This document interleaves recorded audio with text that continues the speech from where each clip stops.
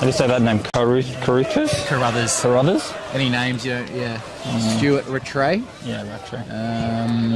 Rodos. Lillicrap. De Cesare. Oh, I haven't got him. Chan. 49, yeah. That was the one that he told me. I thought you had him. Oh, who's out then? Number 17. 17. Lockwood. Yeah. Sorry, I thought. There you go. I didn't mention him. No, that's all right. Oh, no. It's going to get that. 30, 49. 49. Is it Chan? Fucking hell. I think that's, yeah. I think it's Cian. Oh, am I wrong? Cian. Of course it is. Might Google it real quick. It's all right. I'll go with Chan. I'll just go with McCarthy. I won't even say so. Yeah. All right. Good?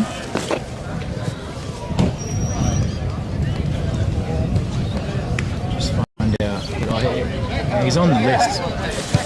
Here he is, Sean McCarthy. He's got a fair background too, actually. Keon, apparently. Keon. We'll go with that. Ready?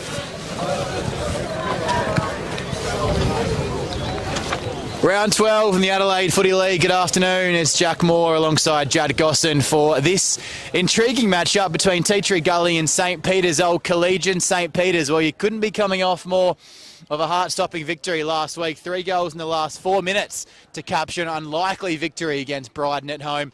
And Gully, a much-needed win 2 weeks ago, but they were brought back down to earth by Glenunga last round. So a game that could go either way. It's Sponsors Day here at Gully as the umpires walk out. Jad Gosson, good afternoon.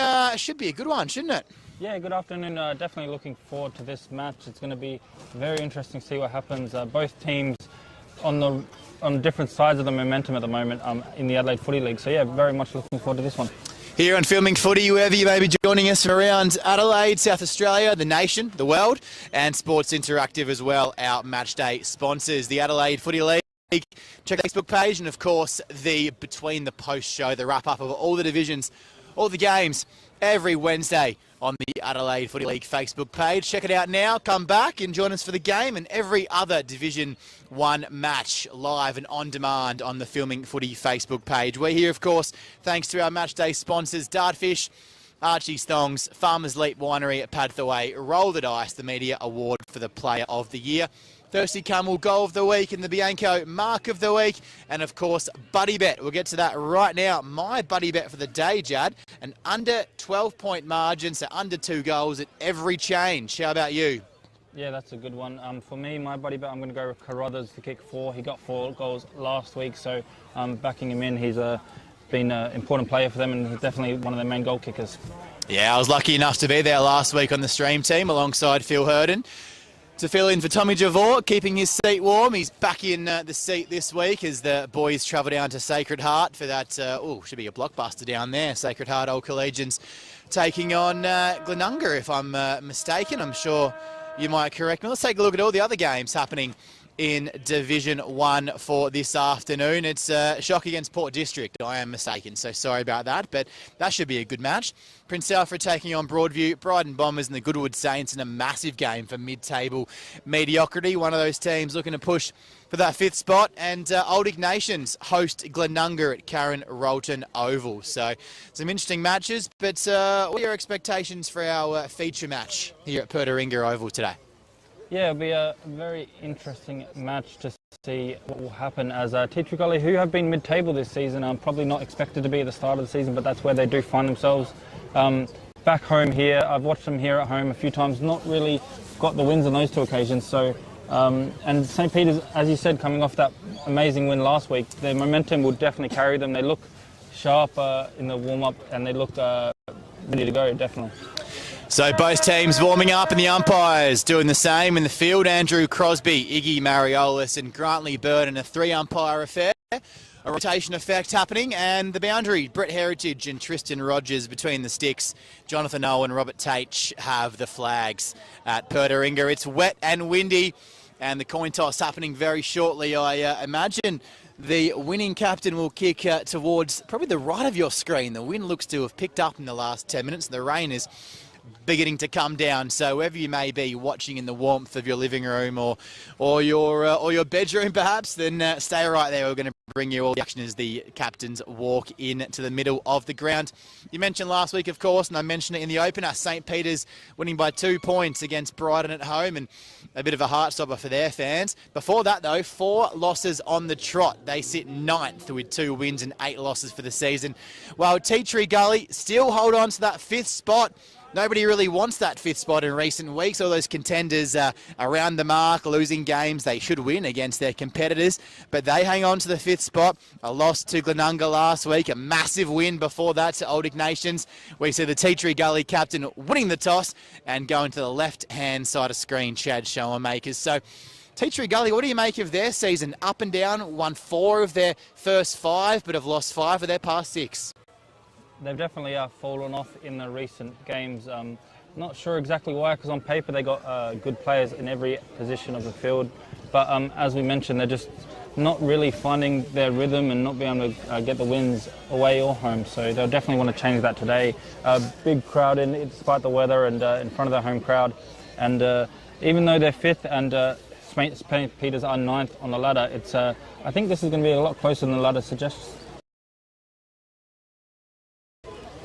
Indeed, today, Luton broadcast here at Pertaringa over all those sponsors under the warmth and comfort of the grandstand, even indoors here. We've got a little marquee, so hopefully we don't blow away off to Oz with Dorothy and Toto this afternoon. It's just coming in a little bit, and the rain starting to come in sideways. The lights are here if we need them. It's a bit overcast. You can't see the sun. Been a lovely sunny week in Adelaide, so I was hoping for a bit of sunlight, Judd, but the weather gods haven't blessed us, have they? Yeah, it's raining a bit sideways, so even us under the marquee is getting a bit wet, but do feel bad for the players out there, not us commentators just sitting down. But we know a lot of these players thrive in this weather. That's what they play footy for. Winter footy will come with this kind of nature, and they've got to get used to it. And the ground looking overall not too bad. A little bit of mud in the middle, but nothing too crazy. Jack Moore, Jad Gosson on our match of the day stream. I personally think this one has a lot to play out. St. Peter's pushing still for that 5th spot, and still, of course, looking to avoid relegation. Old Ignatians, sad to say, looks like they have that 10th spot locked up, getting soundly beaten at every opportunity this season. Luckily, of course, against St. Peter's, got a win in an interesting fashion. Disqualified St. Peter's were on that day, despite taking a 51-point win for playing an unregistered player. So on the St. Peter's side of things, before last week's win, they had won 1 game all season. They say momentum is massive in footy, and if those last 5 minutes are anything to go by, then they'll be backing themselves for a win away from home today. It's a big opportunity for them to get their season back on track, and they are in 9th, like we mentioned, but they're only 3 wins away from 5th place Tea Tree Gully, so it's not a huge gap, and they can definitely save themselves from relegation if they make the most of the momentum they had last week and play like they did in the last 10 minutes of that game. So back in for Spock, captain James Duncan in the number 7, and Nick Michaels back into the team. Nick Michaels was named amongst the best last time these two sides matched up. And I note that he kicked 3 goals in that game, and John Vrodos kicked 2. So perhaps a bit of a coaching change, looking to repeat the dose. Jack Showermakers leading Tea Tree Gully, and Jack Hazelhurst making his debut. A beautiful story. He made his reserves debut in round 3, and before that, I played 8 games of under 17.5 footy. So good to see some debutants coming through. Ryan Spittle and Jake Robinson back in the team this afternoon. So as the umpire takes the ball and the players move to their position, Jad Gosson will take you through the first bit of this match. It's Tea Tree Gully who sit 5th, looking to hang on to that spot. St. Peter's sit 9th, looking to avoid relegation, but storm home in the back half of this year. Adelaide Footy League on Filming Footy. Let's go. Blake Penny in the middle. We know how dominant he is, despite them being up and down in form. Big throw right in the middle, in a bit of a muddy patch like I mentioned. The players really just jostling for it, trying to get a clearance. A few soccer kicks onto the wing, and it's a bit of a foot race here. Spun around nicely by St. Peter's, who tries to get the ball free but is pinned. But the umpire says he'll throw it up, so good tackle there. One thing I noticed last week, Spock, if they're to take anything out of that, their tackle and defensive pressure was elite. Yeah, good observation as we get a repeat stoppage here. Another throw going up right on the corner of the middle box. As it goes up, again, the ruckman tap it down. Blake Penny to trying to find his teammate. McKay is there as St. Peter's now with the clean handballs get a clearance through Roberts. Roberts into the 50-metre line, nearly marked but tapped on. Bit of holding but continue to play as Teacher Gully find a way to get rid of it. Still haven't cleared it fully, but they do eventually from Martin, who kicks it along the wing and goes out for a throw. The other side of the grounds, as the two sides fill themselves out. We'll bring you up to date all the scores from the rest of the matches in round 12 footy as well throughout the broadcast. Boundary umpire goes to work for the first time. Rain stops, debated slightly off the halfback flank is Bredden. Doesn't quite find the target, but stops and props and goes down towards a contest. They all fly. Ball goes over the back. Spock look to spoil, and Crumb just shreds the tackle and moves it inside 50. It's all one-on-one inside there, and a late spoil coming in beautifully from Personos, Jordan variety. Spools at the back, and it's a one-on-one contest again. Teacher Gully look for an option on this near side. It's a lateral kick, and it's not going to be to his advantage. Player of the match last week and following in nicely there. We spoke to Ben McGill on ground last week. He was looking for a push in this second half of the season. Can St. Peter's push for that 5th spot? Well, they've got to stave off relegation first. Yeah, so far McGill's done a few nice things, really pushing his team forward. There he is again with another strong tackle and nearly holding the ball, but was not in the end. But yeah, McGill's done a few nice things there, a few big tackles and taps around. So yeah, he's really pushing his team forward like he mentioned he wanted to. As the ruckman jostles the position down, tapped down nicely and wrapped up again. So a bit of congestion, a bit of a contested footy early on. Strong tackle by McKay. Experience at Labrador in the Quaffle as well up in Queensland. 103 goals. Games, I should say. 69 goals for Teacher Gully looking to go forward now. Orange boots. They won't stay bright for long in this weather. Here's Brown pushing up the ground, setting sail for home, but just across the face. First score of the day. Up there on the Ray White Teacher Gully scoreboard, but of course Sportal was our scoreboard sponsor. One behind in the reserves match as well. Teacher Gully took home a 32-point victory, so the ball's just pushed itself across the face of goal and out of bounds on the full, so remove that score from the book. And St. Peter's get to clear again up to the outer wing. Gee, they're going for the footy out there. It's taken a ground. Eddie Allen couldn't get there. Vice captain, he's hovering around the pack, but the tackle comes in strongly. And umpire gives him a few seconds, but nothing doing.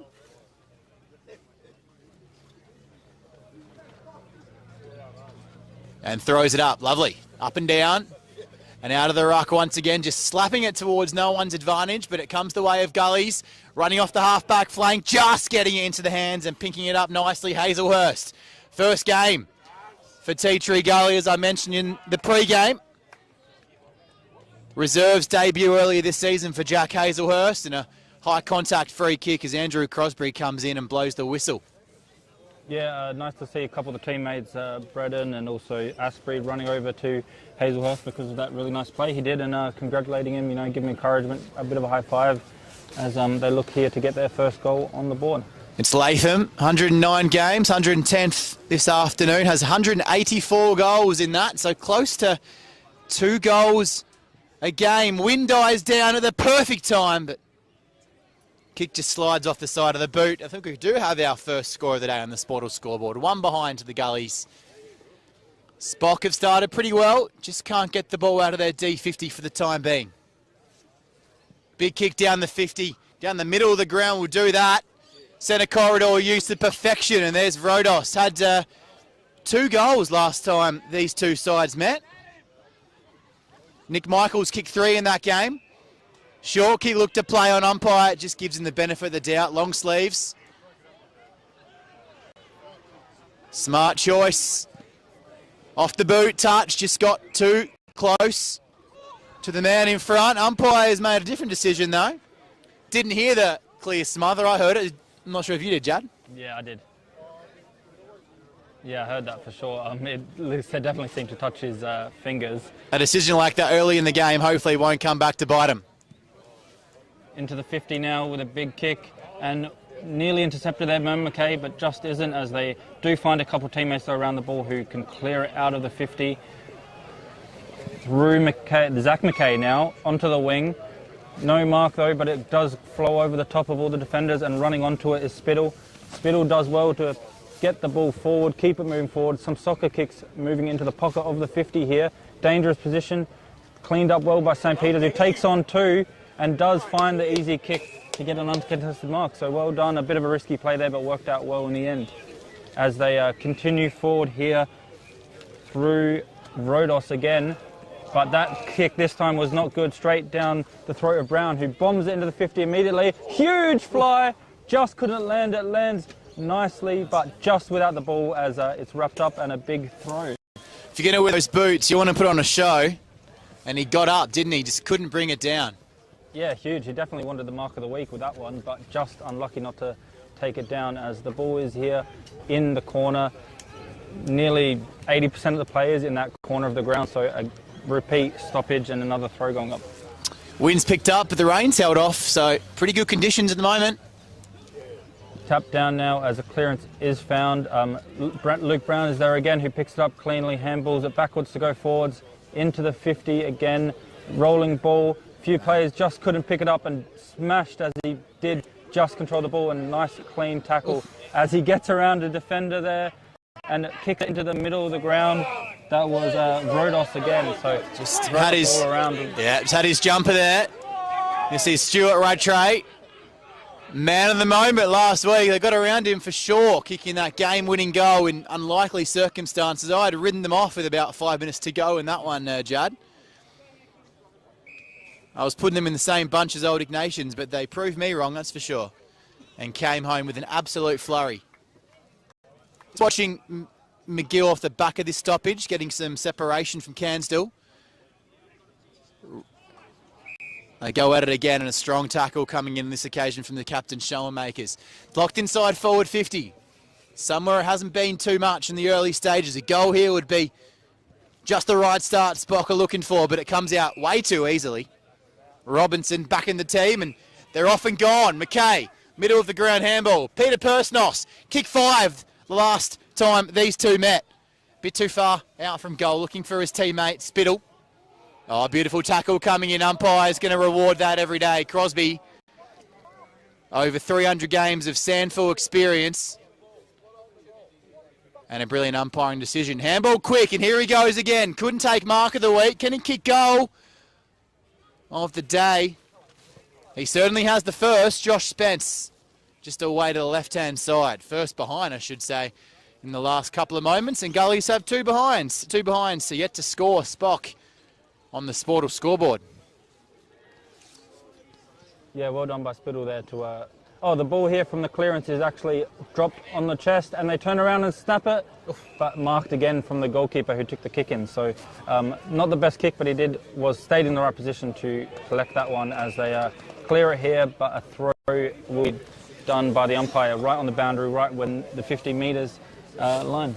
Spittle looks red hot, back in the team this week. 150th game coming up next week, and 207 goals to show for it. So he looks on. Yeah, it was a huge tackle there to get the shot at goal, just what you like to see from those forwards, putting the pressure on as another stoppage here. Something you don't see too often is a 3-umpire system in Adelaide Footy League, so they look to have all their angles and contests covered, you'd think, today, as Spot come away with it.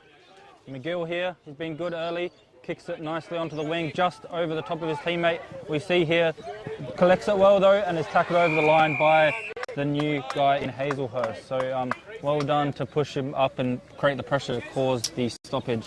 Couple of touches and a strong tackle from the debutant Hazelhurst. Was playing under 17.5 footy at the beginning of this season, so started strong. Yeah, definitely a rising star to look out for in the Tea Gully side for future years to come.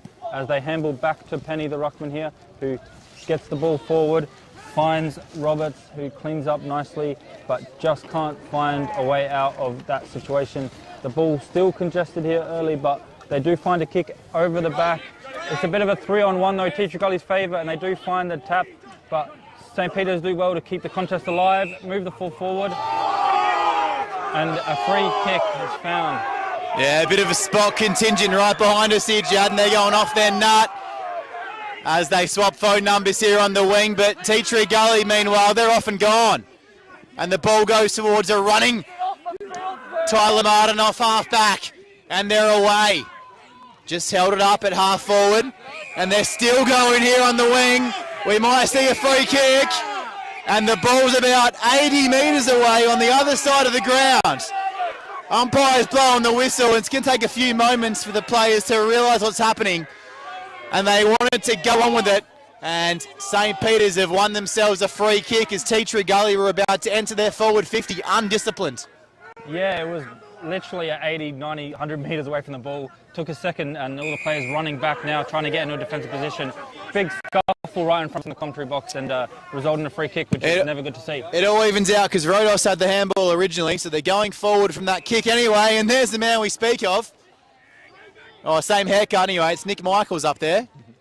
And he's going to look to enter it inside forward 50. Bit of a lookalike competition for St. Peter's, those two.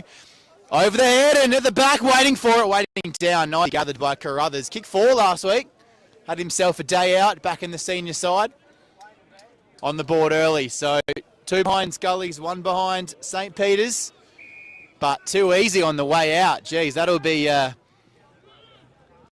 making the coach think twice the defensive setup as Gully's take it out about 30 metres out from goal with an uncontested mark and they kick further down towards the wing. Andrew Crosby runs in. Ball up. Yeah, ball up on the wing, as you mentioned. Bit of a different system here without Penny in the ruck. They try and get the ball free. St. Peter's do eventually into the 50. Who's there to try and mark it? There's Hazelworth, sorry, just trying to get used to his name, who does really well to clean up and clear it. Couldn't take the mark, but continued his second efforts to get the ball clear. But it does find a St. Peter's player right in the centre of the ground here. Roberts again being influential early, getting the inside 50, and a few players there looking for a mark. Just couldn't be taken there by Martin, but is cleaned up nicely with McKay and a few of his other teammates. Nice handballing to get it onto the wing. 3 on 2, outnumbered, could not take a mark, but continues. Long kick it now into the 50, looking for a mark. And again, a few players fly, but no marks are taken. But still alive here by St. Peter's, who chip it around, trying to find a mark inside the 50. Just couldn't take a mark, but stands up quickly, handballs to his teammate in Russell, who snaps around his corner and does find a mark eventually in their 50, right in front of goal, 25 metres out. It all comes back to structure up here. Johnny Reid playing a loose for the moment it came down his way, took the mark, was able to outnumber Teacher Gully at ground level. Height did the damage and got it on early and found his teammate, John Vrodos, perhaps deserving of a free kick in the original marking contest, but the second effort to get it on the boot and get it into the forward will hopefully pay dividends. Yeah, DeCesar here, straight in front, 25 metres out, kicks it, but the umpire's made to work and runs a long way behind, so unfortunately couldn't make use of that good work as Teacher Gully play on fast here. Out they come, bang! Middle of the ground in about 2 seconds. The second time that's happened from a behind kick in. They're going to go length of the field. Robinson got it on the outer side. And unmanned, not good for your ruckman. Penny is running all by himself. In about 6 seconds, they've gone goal square to goal square. It all happened in the blink of an eye, and St. Peter's were caught napping as Brodie Latham ran in and kicked his 185th goal in Teacher Gully colours. Gee, that was all too easy. Yeah, from one end to the ground to the other, and to kick a goal. Basically no pressure and just ran into the goal and kicked it. It was quite unbelievable, to be honest. The way St. Peter's have been, they've not really had that happen to them. They've been strong in the tackle, strong in the defensive unit. They've been taking marks on the wing, but on that occasion they just played on fast from the behind and found a goal way too easy up the field. Made them pay for not taking their opportunity. De Cesare, as you mentioned, Jad, directly in front. Couldn't convert. He's back in the guts now. He's looking to chase after this one. Just gets there a second late. Lays a tackle. Goes back in. Handball. Rodos, where he always is. Waiting in the right position. 1-on-1. Gee, this kid started well. Hazelworth and commentator's curse right on cue as he kicks it out of bounds. But he gains about 40 metres for his team. Not the worst. Vrodos. He's brought his own footy so far today. Should have had a couple of free kicks go his way, and umpire hasn't paid the mark. Touch off the boot. Called it touched. Strip tackle, get him in over. He's going to run back in the ruck now. It's Chan McCarthy. Apologies if we get his name wrong. He's done well to force a handball under pressure, and the umpire says no. No handball there. So just evening out the decisions early in this game. And McCarthy will look to send them long inside forward 50. Keep the pressure on. He's got something he likes. Hazard a guess it wasn't his opposition number in Blake Penny, was it? Blake Penny, Norwood experience, Nightcliff in the Northern Territory Football League, and here at Teachery Gully he's playing his 172nd game. He goes short. On the outer wing is Bredden. He's coming up the game. And they're happy to go into this short mark kick experience. 1 goal to the Gullies. As the cloud starts to clear from the sky, blueness coming through and a bit of sunlight. Down the wing over Belperio's head and kicked on towards forward 50. They can't go length of the ground again, can they? They're looking to do it.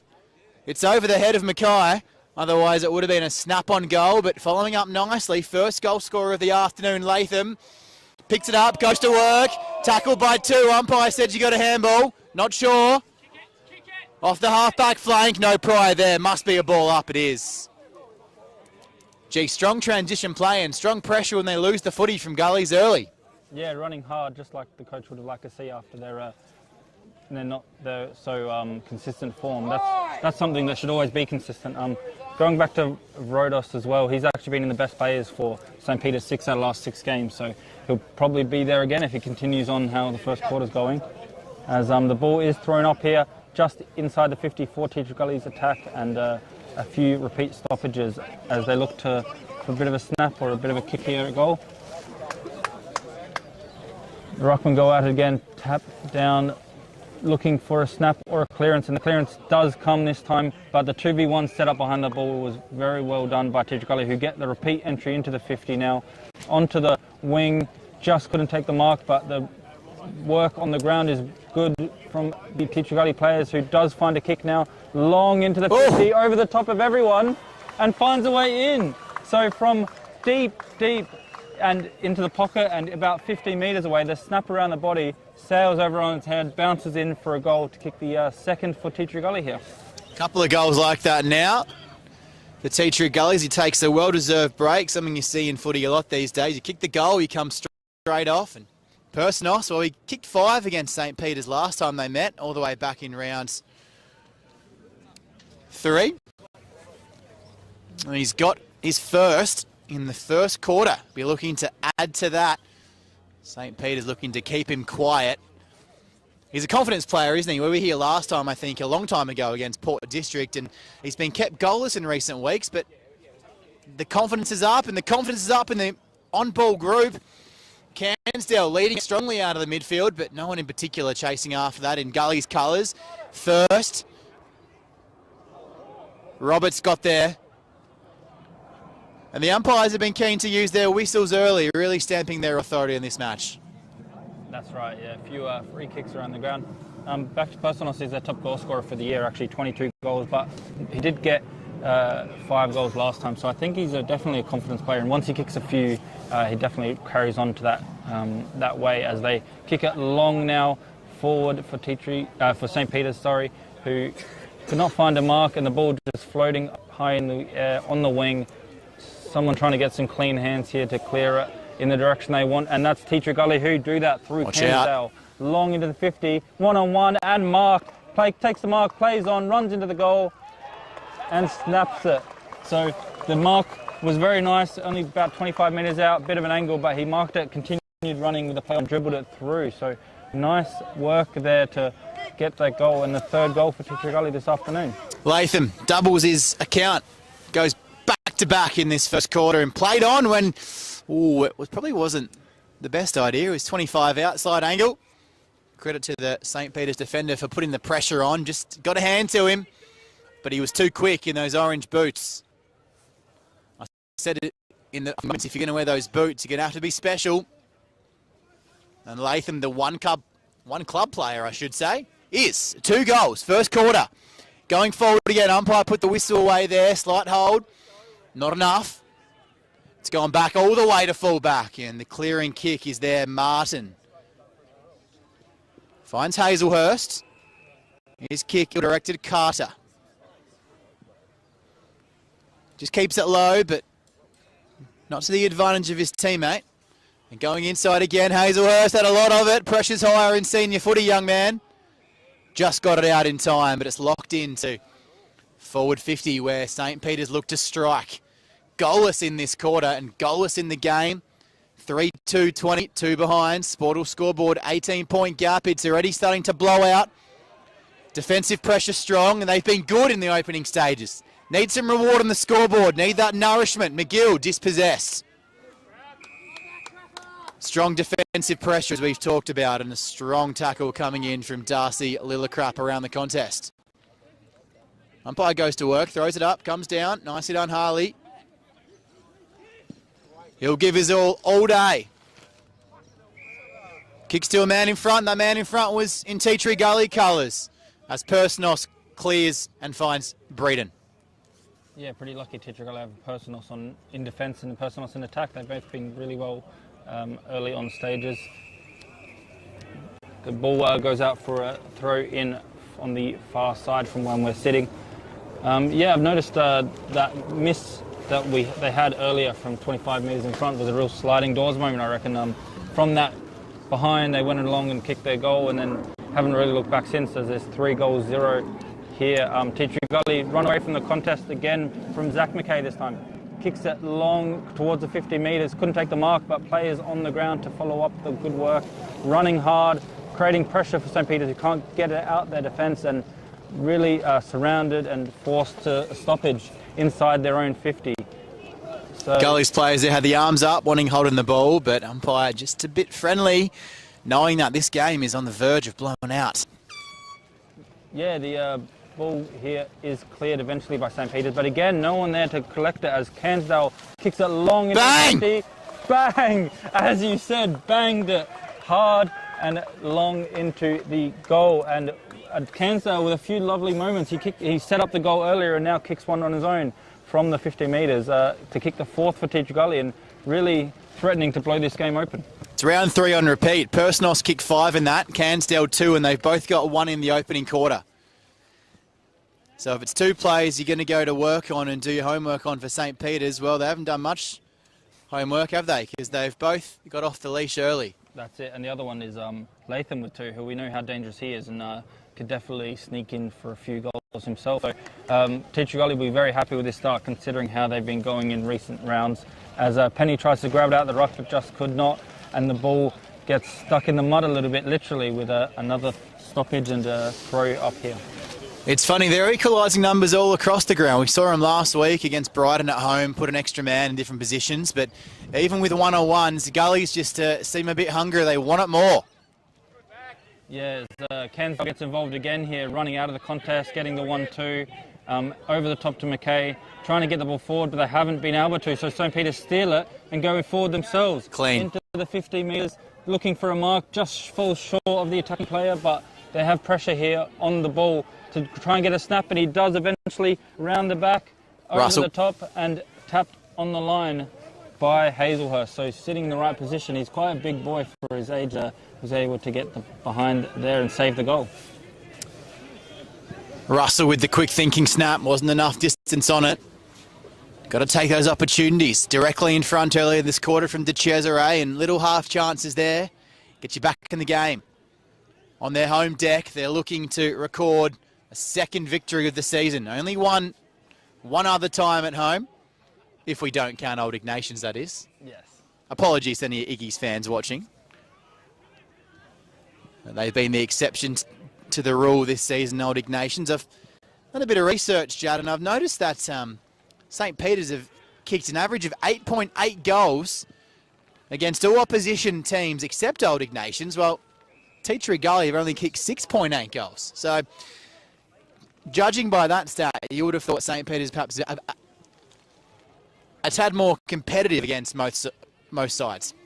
Yeah, I was looking at some of their scores in recent rounds, and they haven't really been blown out too much, so not too bad Teacher Gully do progress the ball again forward here though, into the 50. Cairnsdale's free, but just couldn't take the mark, following it all the way to the boundary line. It's interesting that an average losing margin for St. Peter's this year has been 38 points, while for Teacher Gully 53 points. So when they've lost heavily. Have Teacher Gully, but I mean 38 points isn't a light loss either, I guess, if you're looking at the Teacher Gully side of things, the St. Peter's side of things. Unlucky, of course. Well, not unlucky on that day to be disqualified against Old Ignatians in their only other second victorious outing. As the quarter-time siren greets us, and all that work is for nothing as some of the St. Peter's players have their hands on their heads. They were brilliant in the last quarter, in the last 5 minutes of last week, and they're a team that play in patches, a team that play good quarters, but can have some pretty poor quarters. And the pressure was up around the contest and around the footy, and even inside 50, they just couldn't take their chances, and they couldn't stop Teacher Gully from going end to end and taking theirs. Yeah, they played definitely very well in patches of that quarter, and probably deserved to have a goal or two, but they did switch off a few times as well, and defensively against the Teacher Gully side, who we know have so many dangerous attackers, was very much the difference in that quarter, especially that goal that sticks out in my mind, that coast-to-coast goal from the behind all the way to goal, and to give that away, the coach will not be happy with that. I'm sure he'll mention it in the quarter-time wrap. That's definitely goal of the day. Latham, that's one of his. He's got 2. Persnos has 1. Cairnsdale has 1. Sportal scoreboard, 4 goals, 2. Teacher Gully, 26. St. Peter's, 3 behinds. Back with scores from around the grounds in the second quarter after this.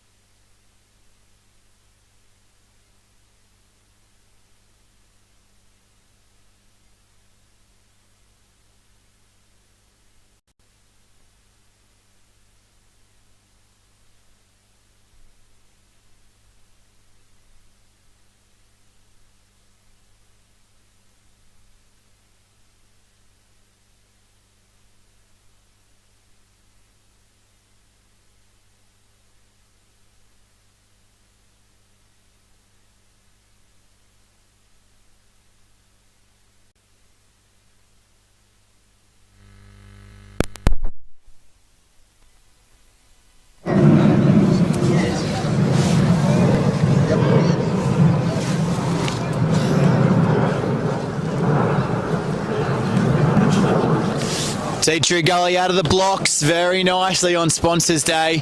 We take a look at that scoreboard. 4 goals to 26. 3 behind St. Peter's. Any momentum they would have taken from last week's barnstorming finish out the door?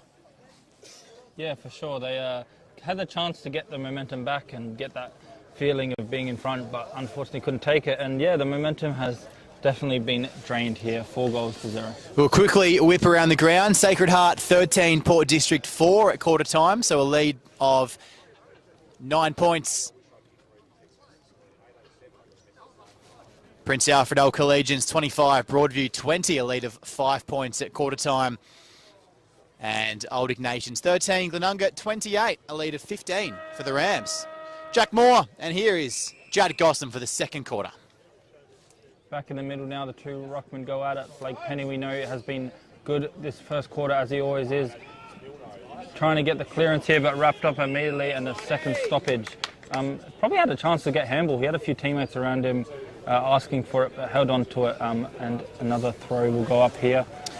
Forgot to mention, of course, this is our filming footy stream, thanks to Sports Interactive and Dartfish and Archie's, our sponsors, along with Farmers Leap Winery and Roller Dice. Thirsty Camel Goal of the week and the Bianco Mark of the week. Thanks to the players for having a bit of a stoppage fest. Let me get those sponsors out. And, of course, Tea Tree Gully's Sponsors Day. We just take a look at that scoreboard every time Tea Tree Gully get a goal. We'll fill you in with the Ray White sponsor up there and the Mazda sponsorship as well.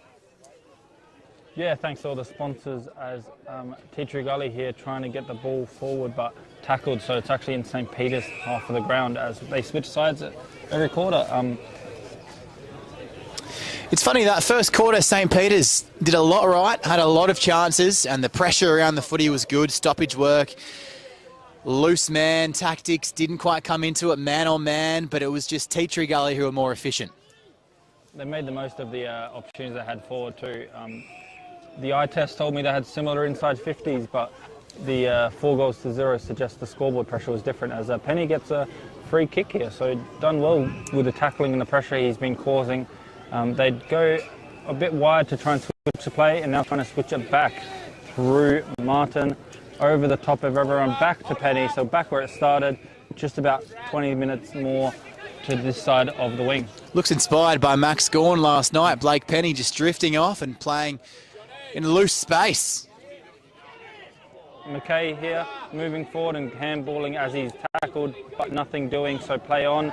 Another big tackle from Tea Tree Gully. Their pressure's been hot this start of this second quarter. They're handballing clean as well with Bredden into the middle of the ground. Turns around immediately to the loose player on the wing. It's a bit too easy to get that ball there, and another uncontested mark on the wing even deeper. Brown. They go into the 50 here, and they find a mark just on the edge of the 50. Gullies are just presuming they're going to win the ball, and by the way, the first quarter is gone. It's a pretty good presumption, running off their men. Yeah, and another easy chip mark, uncontested mark, and this time inside the 50, so we'll have a shot at goal here. This is Spittle. And just running off their players, presuming that they're going to win possession. More times than not so far, it's turned out that way, and that's why it looks like they're in space and uncontested marks, because they're working for their teammates, and around the source of the footy and around the contest, they're winning clearance more times than not. Just touched through, didn't have the distance from Spittle. Ex-Golden Grove player, and now strong Tea Tree Gully mark, and a strong mark. Otherwise, it would have been danger on the counter, and the warning lights would have been going wild again. Middle of the ground. Looking to string some uncontested possession together, but it falls apart once again. Strong tackle, perhaps high. If it wasn't high, it was certainly dangerous. And the blue boots matching the blue jersey. And that kick is one he'd want to have back, but it might go his way. Eddie Allen batters up, vice-captain off the half-back flank. Running for him is Reed, playing a loose man role in that first quarter on occasion, and found a beautiful target, streaming out. They got a bit lucky, didn't they? The kick was atrocious, but here is Stuart Rattray, the match-winning goal last week, looking to unload from 45. Yeah, footy's always about clean possessions and structure, but sometimes you do get a bit of luck, and that kick was horrible off the boot, but ended up in his teammates' hands, who now calls his shot. Paynham Jr. in his first senior season leans back on it and goes bang. Stuart Rattray with the first goal of this second quarter on that Ray White Tea Tree Gully scoreboard, and of course our Sportal scoreboard. And the visitors here, St. Peter's, their first of the day. That can lead to some momentum. 1 goal, 3-9. Chasing down that Tea Tree Gully 18-point lead. 4 goal, 3-27. Last goal of the match last week. Got the 2 points, and first goal of the St. Peter's tally in there. There's anyone who's going to lead them back in this game, it's Stuart Rattray. Very important to get the first goal of this quarter as well. And they do so to make it 4 goals to 1 goal now. As Luke Brown tries to clear it, playing in the middle, can't get it too far. McKay's there, as well as a few other his teammates who try and get the ball forward, and eventually they do, and finds a mark on the wing by Cansdale. I'm really impressed with him, his game so far, as he looks through the middle, but does not find his teammate there. Commentator's curse there, Jad. Yeah, he's been doing everything right, except for that moment I mentioned him, but that's kind of how it does happen. As the ball's congested and held up here, and the umpire sees it as a holding a ball. So free kick going the way of Tea Tree Gully from that contest. Elected there wasn't enough attempts to handball or kick, and the spoil comes in. McGill made a blue about 20 seconds ago, but butters up nicely. He's back for a third bite. Didn't win a possession, but did 3 acts. That'll spur his team forward. The coach will love that, and he'll love that as well. 2 hands up above his head. Takes the mark and drags it in. Umpire gives a bit of leniency. Drags him back on the mark as he looks for something in the pocket. Not going to quite get there. Getting back nicely with the spoil was Harley. It's at ground level. It's there to be won. Gullies have been stronger at that in the opening quarter and a bit, but it's locked inside forward 50G. Ben McGill had a great game last week and didn't get a touch for his effort on the half-back flank, but he's the reason it's now in a dangerous position. Gullies look to resist the urges and spun around 360 in the Carruthers tackle as he looks to lock it in. I like the desperation there from Tea Tree Gully. The ball did hit the deck in their side 50, a few lunging tackles to save the shot at goal, and they get these a few stoppages in a row now to try and clear it from their defence. But it is St. Peter's who'd find the kick to try and look for the attack, but the mark could not be taken. Tea Tree Gully trying to clear it, but fumbles it as he does, and the ball is held up, and the big tackle and holding the ball given. So he had one hand free, but the other one beautifully executed to give away the free kick. Yeah, fantastic umpiring. You'll have to see that. Ill-disciplined stuff from the Tea Tree Gully defender. We'll see who it is in a moment. Might have been Luke Brown, or it possibly could have been Friday. But the 25-metre penalty there, once a free kick's awarded, you've got to hand it back to the player on the full. Just dropped it at his feet. And 25 every day of the week. Here's Benny McGill lining up, which will really be a just reward for his efforts in this match so far. 2 back-to-back goals for Spock. Yes, it is.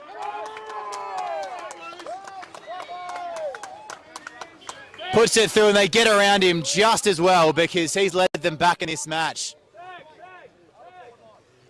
Playing all sorts of positions and leading them truly. So an opening goal of the day for Ben McGill, and 2 in a row as he jogs back to his wing position. Strong stuff.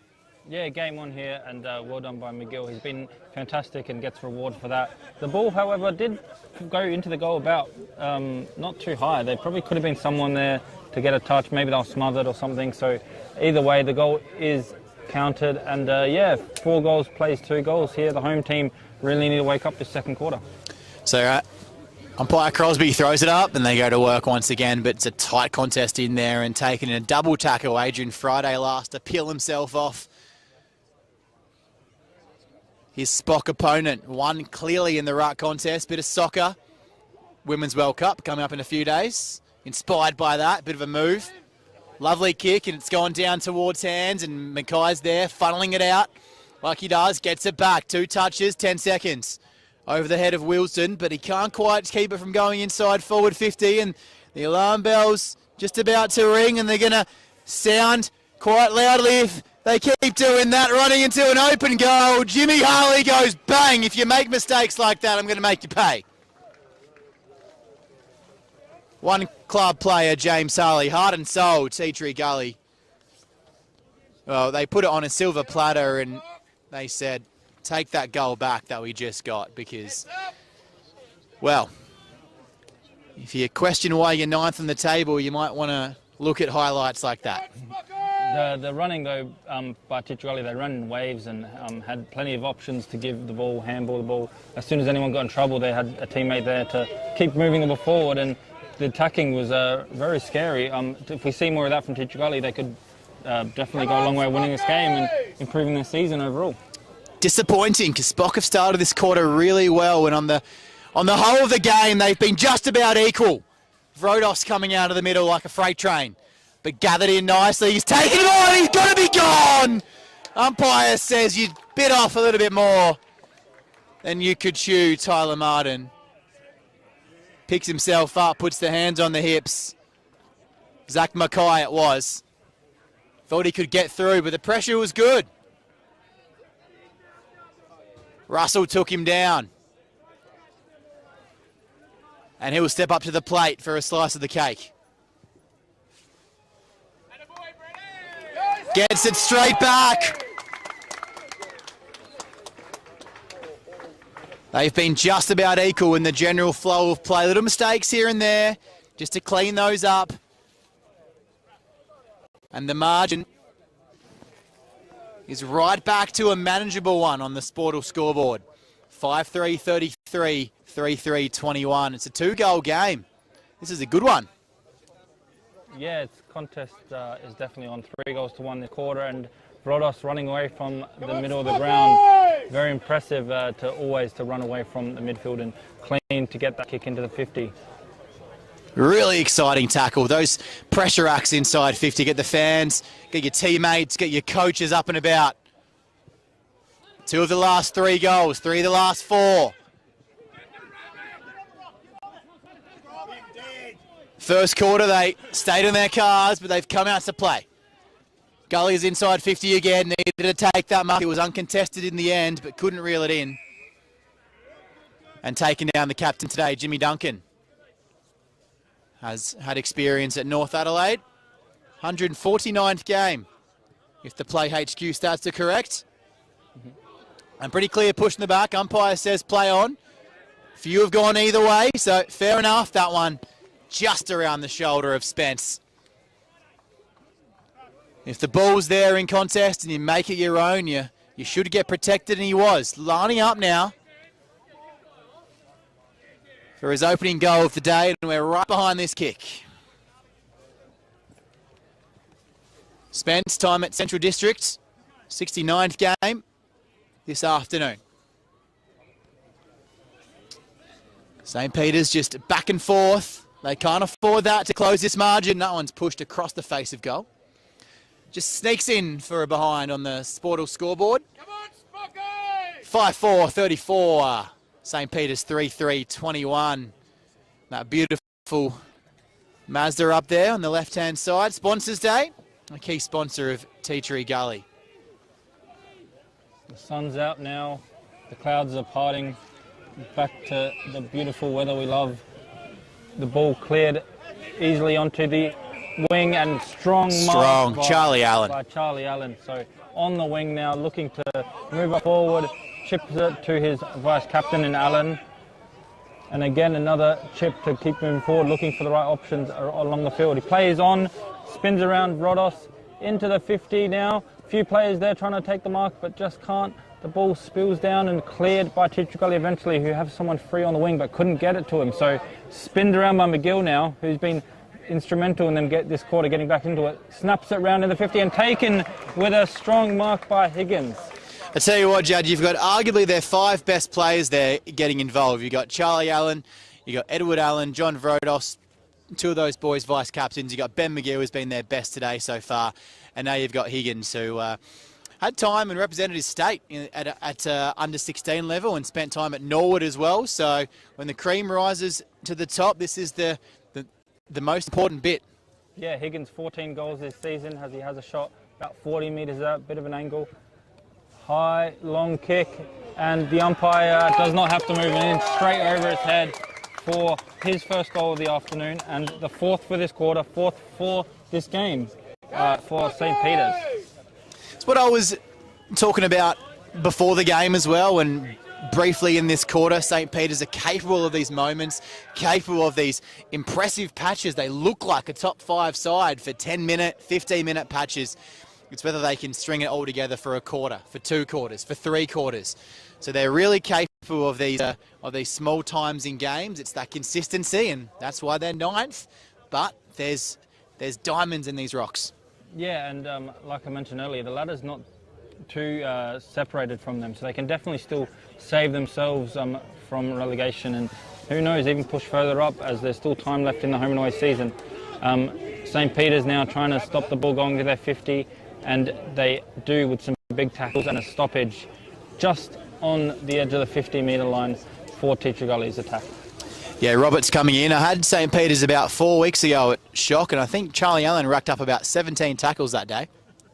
Yeah, impressive. Their tackling has been up, like you mentioned earlier in the game. They're really tackling hard and not giving them an inch, which is making Teacher Gully work. And we've seen when they do get away from the tackles and running free, they've been dangerous kicking goals. But if they just stay defensively, anything can happen, as they do get another clearance through Rodos. Long, high kick, but was marked by Teacher Gully. But the free kick is paid against him. Momentum. So the momentum, you're right, and all the players sprinting in the 50 now as he looks for options. Doesn't see anything he likes too much, so bangs it high and long into the 50 metres. A few players there looking for a mark, flying down, snapped around the corner, but smothered as he does so, and the ball trickles out for a throw. So that was DeCesare with the big snap, but smothered means a boundary throw in inside their 50 metres. 2 teams who were pretty easily conduced to losing their confidence. Teacher Gully have had 2 97-point losses in their last 5. They're not used to winning. Quick snap out of the pack, and amongst their last 5, a 42-point loss and a 27-point loss. So they're a team that, if they haven't been playing Old Ignatians, haven't been used to getting the win most of the time. Had wins over Broadview, Goodwood, this outfit, St. Peter's in round 3. They've beaten teams below them and lost heavily to teams above them. Sit in 5th position. But at home today, they've been really challenged here in the second quarter. St. Peter's are coming out of the block strongly, and they're finishing off the quarter nicely. A goal here would just damage the hopes. Strong in the contest, 1 on 2, 1 on 3, getting back, he wins it. And he sets sail for home!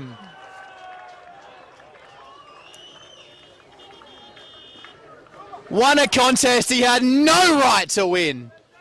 Picked it up, and Spittle saw the big sticks and he thought, I'm coming for you.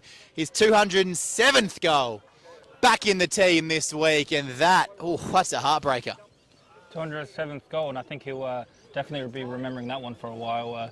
Definitely 2v1, even 1v2 or 1v3 at one point, and he just kept the ball alive. The defenders spread out to try and tackle him, couldn't do it, picked it up off the ground, and a big kick to get the momentum back in Teacher Gully's favour, and a big goal which will go a long way to winning this match. Certainly a game in general contest that has felt blue. It's felt like St. Peter's have been on top in that when the ball's in contest, but as soon as that ball gets out to the outside in that running motion and momentum of the footy, it's been a Teacher Gully game. They've got those runners in their team. St. Peter's have those bigger bodies, those better ball users when they can slow the game down. So it's a fascinating watch. Long kick by Brown into the 50 metres, looking for a mark. Just couldn't take it. He thought he did, but the St. Peter's defenders will try and clear it here. Bit of a fumbling into their own bodies, but they do eventually clear it onto the wing. Bounces over everyone's head, racing towards the boundary line, but he picks it up cleanly and just slips in the mud and goes for a throw. So a bit unlucky there to slip at the crucial moment, but it is a bit muddy, so he just slipped, and now it's a boundary throw-in for that was DeCesare again. Did appear he got met high, but the umpire in perfect position will give him the benefit of the doubt. Yeah, I think it was a bit of a slip there that made him catch him high. He wouldn't have done so otherwise. So give him the benefit of the doubt as Teacher Gully clearer here and look for a mark on the wing, but it's actually marked by St. Peter's, by Hamish Allen this time. Goes wide. They're chipping it around again, which worked for them last time, and I don't mind that from them. Charlie Allen, so one Allen to the other, and now to... It's exactly how they got their last goal, wasn't it, Judd? Just this slow ball movement, finding open plays on the lead. So hopefully it works for them again if you're a St. Peter's fan. Yeah, those last 3 kicks from Allen to Allen to Allen. So there's 3 Allens playing out there today for St. Peter's. The ball in the pocket of their 50, but goes out for a throw. They just know if they move it with any kind of speed or any kind of quickness, that any kind of turnover, and Teacher Gully are running over their heads, kicking the ball over their heads. So finding open men, finding men on those leads is how they're going to get back in this game. The ball goes down, lots of congestion inside the 50, looking for a snap or any way to get the goal here. The pressure's high, and another tackle and another boundary. So yeah, like you mentioned, the pace of Teacher Gully on the counter-attack has been crucial to them getting some of their goals, and even just looking at them, they look a little bit smaller, which doesn't always mean faster, but most of the time it's how they set up on purpose and really running on top of the ground a lot more dangerously. As the ball is into the contest again, a big punch from the ruckman, looking for another throw here, so we get 3 in a row, but the free kick is actually given to St. Peter's for high, so this time they get the high free kick, and it is deeper and more into the ground as the other one. So this time it is their vice captain Edward Allen who's going to have the shot at goal very far away, about 50 metres, right on the boundary line. Had experience at Uradler, Sturt and West Adelaide as well before St. Peter's. Travelled all around the state, playing footy, long kick into the dangerous position and marked in front by over the back. St. Peter's. He's paid the mark from St. Peter's. There's 2 of them there, almost congested each other, but it was a big mark, stuck his arms up high in the air, and that kick into the dangerous position pays off from Allen to find Higgins, who already has one.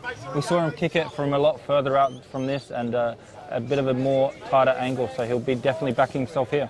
Really strong mark. He's got 1 on the quarter, as you mentioned, and they're getting their goals from this slow ball movement, but if you have a strong contested mark at ground level, anything's possible.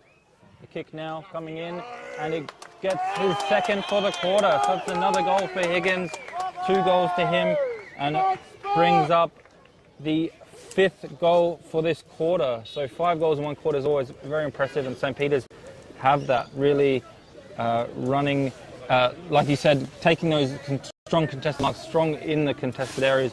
Rodos has been huge for that, and a few others which have been crucial for them to get back into this game. Just feel like St. Peter's are getting on top around the foot as well. Just that, the early contest and getting it out, first handball out to a running winger, was Teacher Gully mostly in that opening term, except for Ben McGill, who was moving more towards the stoppage. But the second quarter, they've evened it up and they've pushed there in front. The on-ballers for Teacher Gully have been pretty anonymous. Finding it at ground level again, picking it up once again. But umpire decides advantage is worthy and going straight down Main Street. Free kick picked out, and St. Peter's defenders and everyone had no idea what the whistle had gone for. And Teacher Gully looking to take full advantage. Jake Robinson leading out. 150th game this afternoon. This will be one way to go into half time, and watch the boys get around him here, I dare say. Taking a very long run up, by the way. Margin is close to 7 points, so needing a real steadier. 169 goals in his 149 games. 150th today, and he's a dead-eye dick. And they do come from everywhere, except the defenders. They're getting back to their job, of course. But the forward half of the ground, the midfielders, they're getting right down there and patting one ahead. A real steadier. You play 150 games for any club, and you're a real influencer, a real leader, no matter where you play. And Robinson puts his name on the score sheet, and they're just holding Spock at arm's length. Maybe a bit unlucky to... First the free kick was given, but then the advantage was really the unlucky part, in my opinion. The players all stopped, and then except for that one guy who had the ball. You see advantage in AFL level as well when the player takes the handball and umpire calls it. There's got to be a bit of common sense in there as well. If you can see 20 players around the ball have stopped, you would think surely you just blow time on, you bring it back, and you just reset. That would be a better way to go. But I'm sure Gullies aren't arguing with that call. Yeah, exactly. And it's you win some, you lose some. There's probably going to be something like that for Spock that will happen later in the game. Who knows? But on that occasion, it was not in their favour. And when you're ninth on the table and needing every break to go your way, you're going to feel it even more. Another free kick going the way of Gullies, and umpires have just reinserted themselves. Chance to slow it down, and coming in, Carruthers was closing quickly. G's been good in his first game. Not many touches last week, but kicked 4 and was the difference. Coming out to meet it, but going back with the flight nicely. And winning it was Charlie Allen. Hands in the back first. They were never extended, so the umpire says that's a mark to Mackay. I think that was a pretty good umpiring call. You're going to back in Crosby with his extensive SANFL experience. Meanwhile, it's inside forward 50 again, waiting down Persnos. Don't want to give him too much space. And bang, out it goes. 50-metre clearance. Eyes on the footy the entire time. De Cesare looking to get it on at ground level. He's gone back in for it. Winning it was Russell, but he left it behind. The handball was there for Napa to come and get it. Being quiet, ball bounced past him. Penny goes back in, locks him up, and it will force a stoppage. On the near side, can't be much time left in this quarter, but we've had plenty of goals. Goal scorers Harley, Spittle, Robinson for Gullies, Stewart, Rattray, McGill, Russell, and Higgins has 2. So an 8-goal quarter. Spock goalless at quarter time, and that's going to do them nicely in season 2022. Of course, season 2023, the last possession rule, so it'll be a direct turnover, and Gullies will kick it back our way. Clouds move in once again, weather threatening, but a strong double tackle at ground level coming in from Mackay, and picking himself up was Spence. Has himself a goal, or a shot on goal, I should say, in this quarter. Unable to convert. Ruckman go to work and bodied out of it by Penny. Pretty easy to predict the winner of that contest, and McCarthy had no chance. Another quick clearance, all 101s ahead of the footy. Slightly held, the home crowd wanted a free kick for the debutant, Hazelhurst. Gone out of the game slightly in this quarter, taken a ground without it to Cesare. Game goes on, Vrodos looking to stamp his authority on this one. 101 free kick, it might be going the other way. And as you said, Jad Gosson, it turns out, had a free kick advantage going Gully's way about 2 minutes ago, and on this occasion it's gone St. Peter's way. So it all evens out. Yeah, for sure that's true. And they've been finding their strong contested marks again, which gives them a shot at goal. There wouldn't be too much time in this quarter, so definitely want to kick this one. 8 goals in the quarter for a 9th in the term and a 6th for St. Peter's.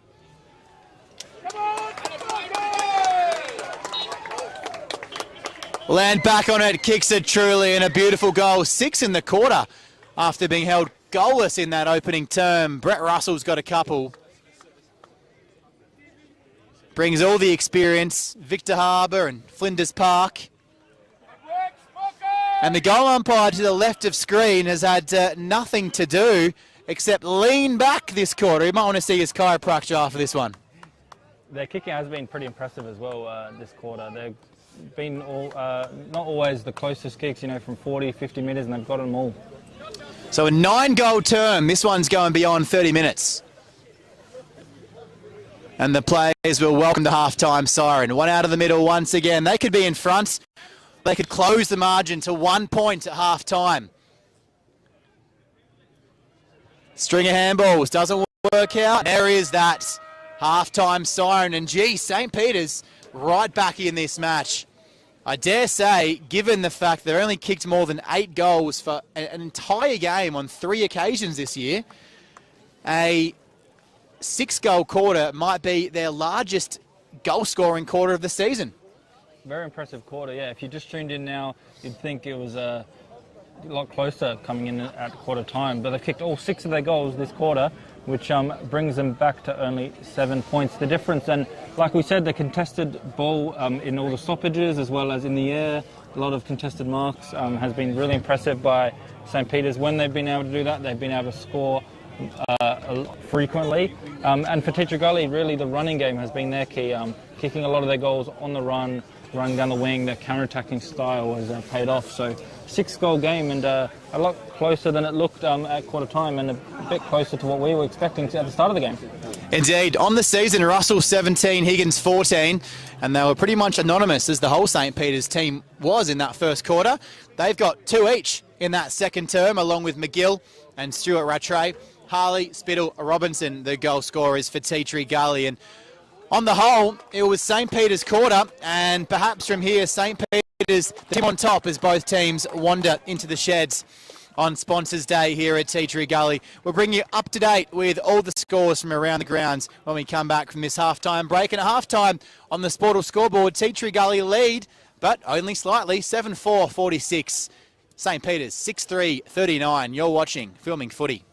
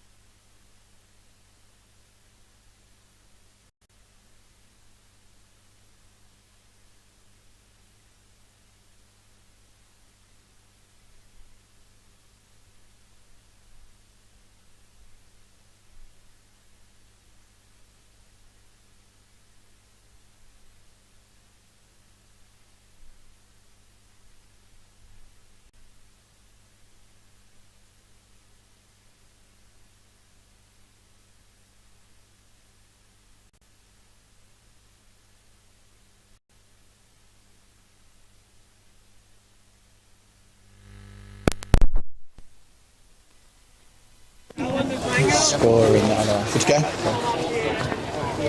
There's no. Oh yeah, score in that one.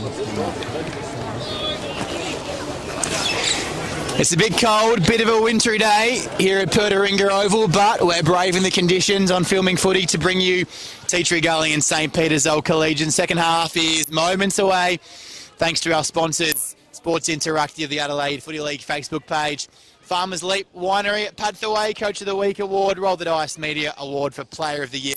Can be seen on Between the Posts, the weekly show covering all divisions, and our match day sponsors, BuddyBet, Sportal Scoreboard, Dartfish, Archie's, Thirsty Camel Goal of the Week, and Bianco Mark of the Week. Jack Moore here alongside Jad Goss. And Jad, first quarter we thought Tea Gully by how much, but the story of St Peter's season, they can play some really excellent quarters, and they came out that second quarter, put 6 goals on the board, kept Gullies to 3, and they said, hey, this game is available here for us. We want these 2 points after a last-minute goal last week secured a victory against Brighton, and we have a game on our hands. 7-point margin at half-time. Yeah, the coach will be really happy with how they responded after that first quarter, coming back down to only having a 7-goal margin at half-time to the losing side of the 7-goal margin, but like we said, a big comeback, and they'll be happy with that. Just need to find a bit more consistency and do that again.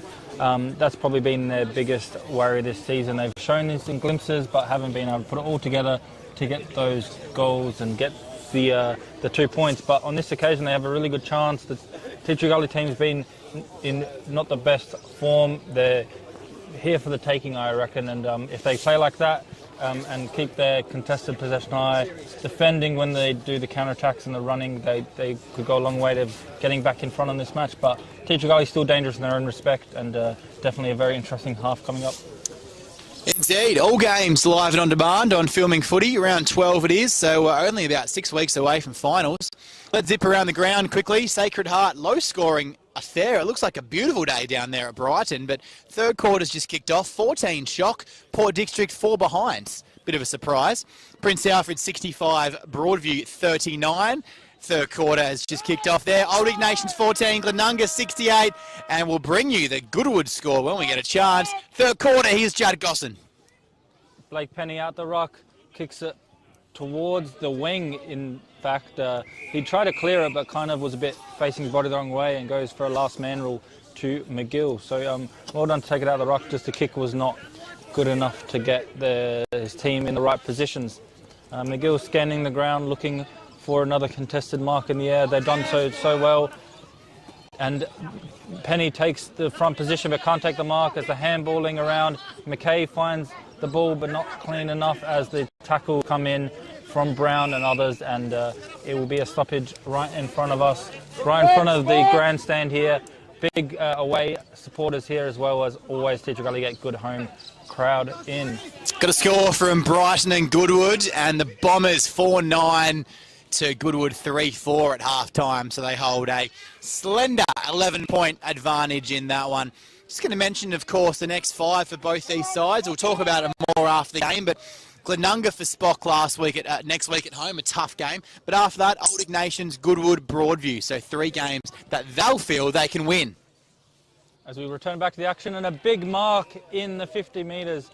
So big mark from the Tea Gully attacker as he gets the ball, lines up for the goal, so straight from the stoppage, gets a clearance and a clean mark to Luke Brown. He will line up and have the shot from about 30 metres out, 35 metres out, but quite a bit of an angle.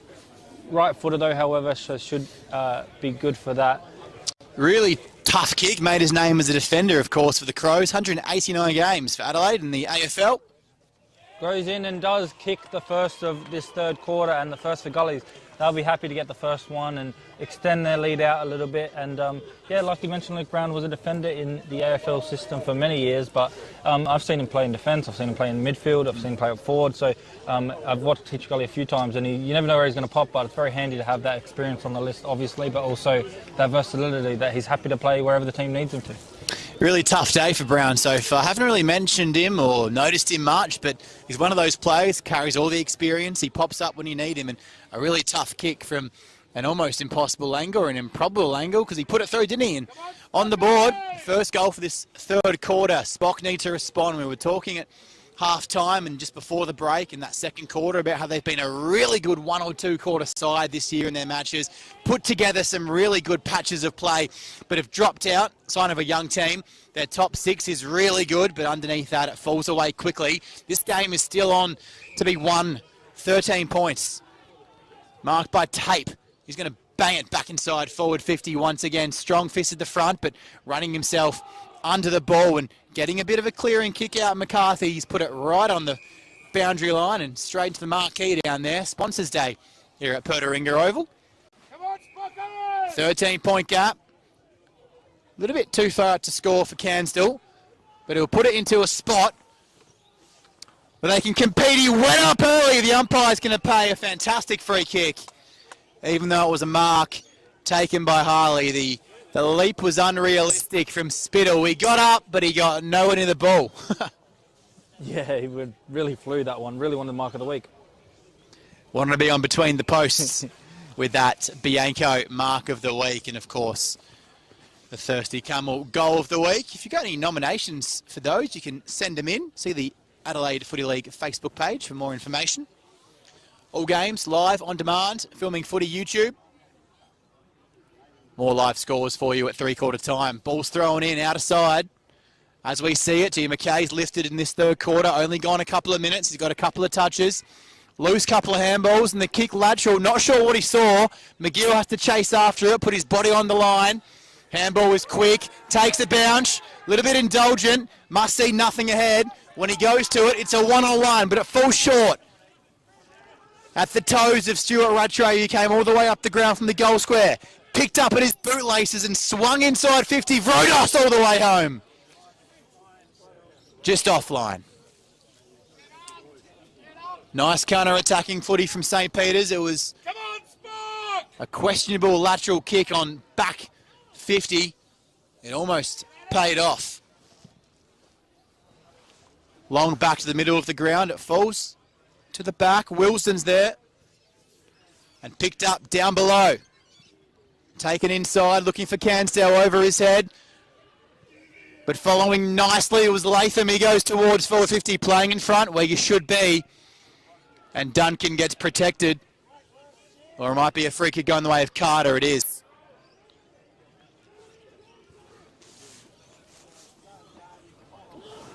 It's Duncan's after all. He put himself in the right spot. Ball's going to fade out of bounds. Boundary umpire doing his best work. It wasn't touched. Last possession rule, and Teachery Gully will throw it back inside forward 50. The kick now coming in into the 50. A big pack of plays form and a mark is taken. So through all the traffic, he did find the mark. Spence. Joshua Spence, yes, that is correct. He, with those bright orange boots, which you mentioned earlier, took a huge specky earlier, just couldn't get that one, but he's had a shot at goal as well, which didn't go his way. So a little bit unlucky this afternoon, but we know how good he is, so he's looking for his first of the quarter. He's seen Luke Brown bomb it through from here. He says, what you can do, Lukey, I can do better. That's it. He researched and has some experimentation from this, and he does a very similar kick, flies high, but just to the left side of the post. So behind is given. So far they've been done well. Teacher Gully lock them into their 50 and had a few shots at goal in general. They did well in that second quarter, St. Peter's. 6 goals. Goals in the first. 1-on-1 ahead of the footy. No loose men tactic employed by Gully so far. If they close to within a point or get their nose in front, they might have to retreat to different tactics. Handball game. Sees McKay out the side. Little churner of a footy. Finds a fist and McGill comes in. Slight nudge. Umpire sees nothing in it and it's split out of bounds. Throw it in. Sponsors Day here at Pertaringa. Our main sponsor on the scoreboard, of course, Sportable. And that reads 8-5-53, 6-4-40. St. Peter lead of 13 points. They're within touching distance. Big tap from Penny to try and find McKay. Trying to get it out this area. A lot of tackles and smothers happening as they find a little bit of room through Spittle. Bombs it into the 50, trying to find a mark, just cannot. Intercepted well by Duncan, but the ball falls to the ground and Brown is the first one to pick it up. Spins out of trouble, tackled as he spins and is given away as a holding the ball. So good pressure there to stop them getting that repeat inside 50 and stop the snap around the corner. To the wing now. A few players there lining up for it, and it is marked by Allen. Yeah, he worked early there, Eddie Allen. Did the body work early, and he got in a good spot for an uncontested mark. Yeah, a few Allens out there, all of them doing their part as they begin to chip it around now, finding his uncontested marks. It worked very well for them in the second quarter, so they go back to it, looking up the field now, looking for somewhere to kick it. A few players free I can see, but he decides to go long and high into the 50, punched down as he flew and cleared, but a free kick is found to Teacher Gully's favour, and they'll get out of jail this time, having the pressure valve released deep in their 50 metres. Slight nudge coming early, but the clearer free kick was the hold, so it goes the way of the Gullies, and just releasing that pressure valve. 13-point gap. Little chiselling ball on the outer wing and finds its target, Penny. He's putting his hand up for those Archie Stongs, playing without an opponent for a lot of today. Holding on to each other, so umpire says play on. Good call. Diving after that footy and draining it in. That should be holding the ball. But it comes out the last second as the umpire was hovering, about to stop, blow his whistle, and picking it up. Robinson and his 150th. 2 on the afternoon. St. Peter's stopped. Teacher Gully didn't. Handball spurted out. And a second goal in this quarter. Margin 19. That's a dangerous margin now. Ideal start for Teacher Gully, kicking the first 2 goals, having a few other shots on goal as well to make this game extend out to 19 points. Not ideal for Spock. They were hoping probably to get the first goal of the quarter, bring it back down to a point, but that's not the case now, as Teacher Gully have been well on top, showing why they're higher on the ladder. But Spock get the clearance from that middle of the ground now. Allen is there again, looking for a ball, caught a little bit high, but play on. Into the 50 again, who's there to mark it? There's someone free, but it goes over his head, but still goes back and collects it well, is Sean Makers. Sean Makers on to the wing, bounces right in front of us, over the top, and out for a last man to McGill. Just watching that last goal on the replay, a couple of on-ballers for Spock had their hands out looking at the umpire, requesting a free kick, and the Teacher Gully blokes, they didn't stop, they got the clearance, they got the goal. So importance of playing to the whistle. Huge mark over the back of the defender there by Higgins. He's already got 2 goals now, and he wants a mark of the day, mark of the week, and in fact, thanks to Bianco. Exactly, and now it does go for goal from this area, actually just putting up to the dangerous position. Who's there to mark it? Pushed off the ball, but play on. Edward Allen off the floor, but a defender right on the goal line there to clear it, and finds and mark to relieve the pressure once again. The body work was risky. Ball was going to be within 5 metres for it to be legal, and umpire Crosby deemed that it was. Higgins got up, didn't he, for that mark of the day? Little sidestep, nice. Crispy, beautiful, inside Irwin. Mark they desperately need. Got a bit of a St. Peter's contingent here behind us. It's Pertaringa Oval. They're loving everything they do well. Russell needs to go back and kick it straight for his 3rd of the afternoon. Crossed over to St. Peter's in 2022 after time. Victor Harbour in Flinders Park. And the epitome of calmness for Russell. 33, he's played 33 games. He's got 3 goals. All the 3s. Yeah, for sure. Russell with 3 there, and he's definitely been up there for their goal kickers as well as their best players this season. 17 goals, so their highest goal kicker before today. Now that brings his tally up to 20. So good effort by him. And yeah, Spock again with that contested marks around the ground and finding big contests, big marks, and that's really been key for them being in this match. They probably want to try and find somewhere else, some other way to score, but at the moment it's working. As play continues here. And DeCesare, strong tackle. Yeah, DeCesare, he's been good. He missed that goal early, which really set him up for the first quarter not being the best. But he's worked hard all game, and a free kick is given now to Will Irwin. Umpiring is kind of evening itself out, isn't it? It's going either way, and both teams have had the rub of a green for certain parts. Yeah, Irwin got the assist for the last goal, and now again kicks into the 50. Just couldn't take the mark. Was the attacker from Spock. The ball on the floor, but picked up nicely by Caracas. Into the 50 metres now, looking for a mark, but not taken on the ball. There's players everywhere for Spock, trying to get a nice snap, but no luck, as the clean hands from Teacher Gully should get the clearance. And Throw. given as a throw, so it wasn't as clean hands as I thought. That throw being seen by the umpire, nicely spotted, and now going for his fourth goal is Brett Russell. Yeah, I'll forgive you there. Just got it out to his teammate in a fashion that was under pressure. It's a defensive inside 50 pressure from your forward six. Too good to be true with that one. But Russell now does have a kick from 50, left foot, high and long, but there's three people on the goal square. They used their communication and took them off. From a player of Brett Russell's experience, the amount of goals he has for this team, almost going at 2 goals a game, you expect him there to make the distance in the early third quarter, but just couldn't. Yeah, and more set up by Teacher Gully too to have 3 people on the line, expecting that could happen. Fox now trying to clear it, but they can't, so it's going to be defended well by Zach McKay. Risky. Alex McKay, who was definitely the smaller player there, 2v1, and Spock easily cleans it up, but not good enough. Oh. The tackle was outstanding tackle. Teacher Gully players blowing a gasket at umpire Crosby. They believe there was no prior there, but a fantastic tackle, and sometimes you've got to reward the defensive effort. And they bite off a small little chipping kick, lateral Carter. This is the one they need to go, and they go fast. Straight to the teeth of goals. Catch the Teacher Gully defence napping. They were asleep for a bit. That's all it takes. He's not happy with himself, because that was a half chance, but you've got to take him. Edward Allen, as a vice-captain of this team, knows it. Would have cut the gap to 7 points. And Gully breathe again.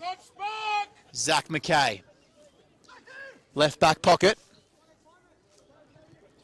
Has nothing ahead of the ball, so goes back.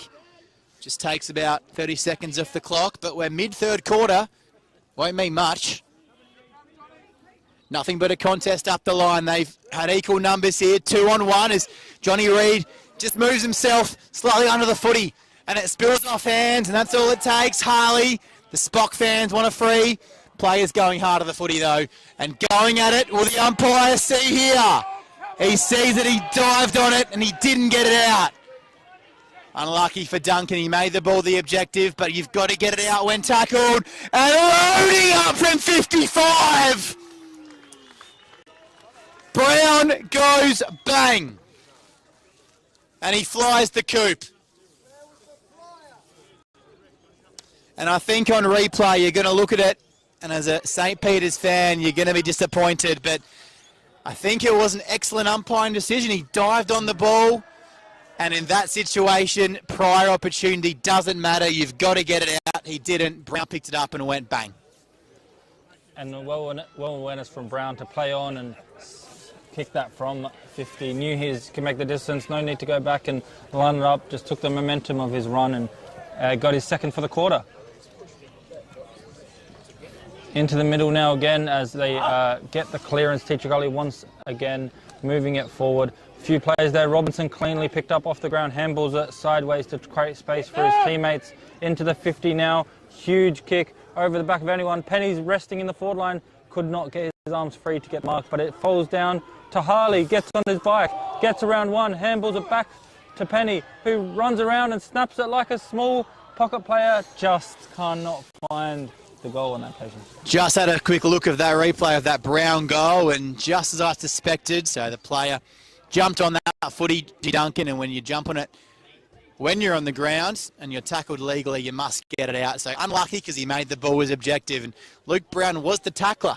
So he put the defensive pressure on, laid the legal tackle, jumped up and swung it through from 50. But this game is not over yet. Strong mark on the near side, and they're going to play on quickly again. The mark came from Friday. Showermaker's inside 50, but super tight.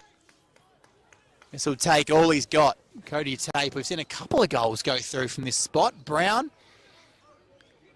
We mentioned Brown was quiet in the first half. Gee, as he rocked up in this third quarter. 2 goals. And the real gap on the scoreboard. Tape! Oh, we almost measured that beautifully. Sportal scoreboard. 10 goals, 7, 67. Tea Tree Gully with that 20-point gap, 7-5, 47. Jack Moore, Chad Gosson on this Saturday afternoon. Scores from around the ground, coming up at 3/4 time. We've just ticked over 18 and a half minutes played, third term.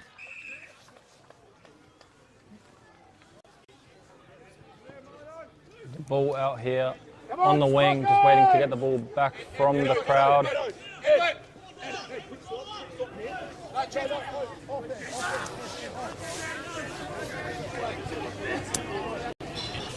They have a spare behind the play here in Tea Tree Gully, so a quick kick from Spock could cause to be deadly.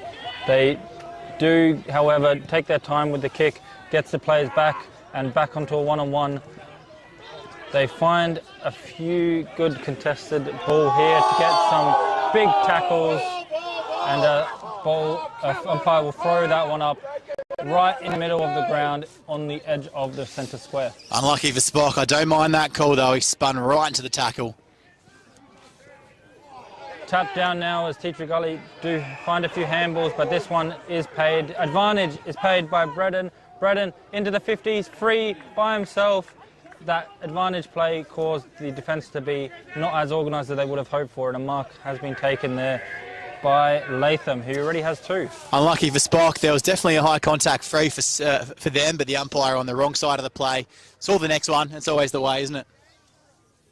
Yep, and that advantage caused the defence to not be right in the position they want, but Latham will go back trying to kick his third now as he leans back and kicks it straight over the head of the goalkeeper, of the goal umpire, sorry, not goalkeeper, and that makes the scores down to 11-7 for Tea Tree Gully. And yeah, like you said, a bit of a dagger. Not too much wrong there from Spock in terms of why they conceded that goal, but it has been conceded. You fall on the wrong side of those 50-50s, and a little bit of luck going your way when you're down in 9th position and you're really in this game. Had a 6-goal second quarter, and St. Peter's all season have been able to smash their way through quarters and lift themselves up for 15-minute patches. And once again, they've just fallen in a bit of a heap in this third term, but still plenty of time. We thought it was dead last week with 5 minutes to go, and they got themselves off the canvas rather impossibly. So nothing is out of the equation. Gullies move it through handball and retain possession. Lovely little nibbling kick finds McKay. He pushes it back and takes on a 45-metre, 45-degree little kick inside the middle. That was risky, but you take the risk and you get the reward.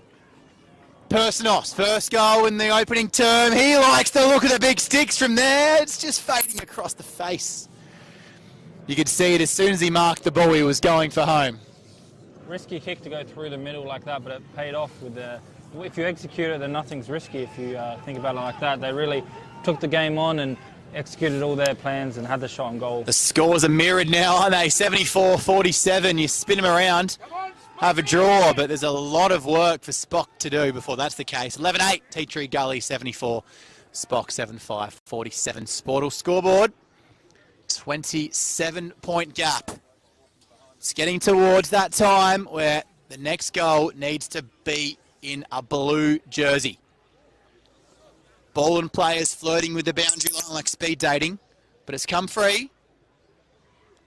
Little 5-metre kick to nobody, and he sticks the hands out. One Duke's not going to get it done at this time. It's going to go back over your head. Reed pushed off it. Nicely done. Not tackled. Couldn't do it. Couldn't get the hand near the player with the footy, but the boundary umpire will take the footy. He'll throw it in. Player hurt off the ball here. The medical people just running to see what's going on there. Play stops just for the moment. Hopefully he's all right. But yeah, like you said, 27 points, really dangerous territory. you'd think the next goal for Teacher Gully would make it almost impossible for the comeback from Spock. Looks like Reed who's gone down here, so we'll keep you posted if he does come from the field.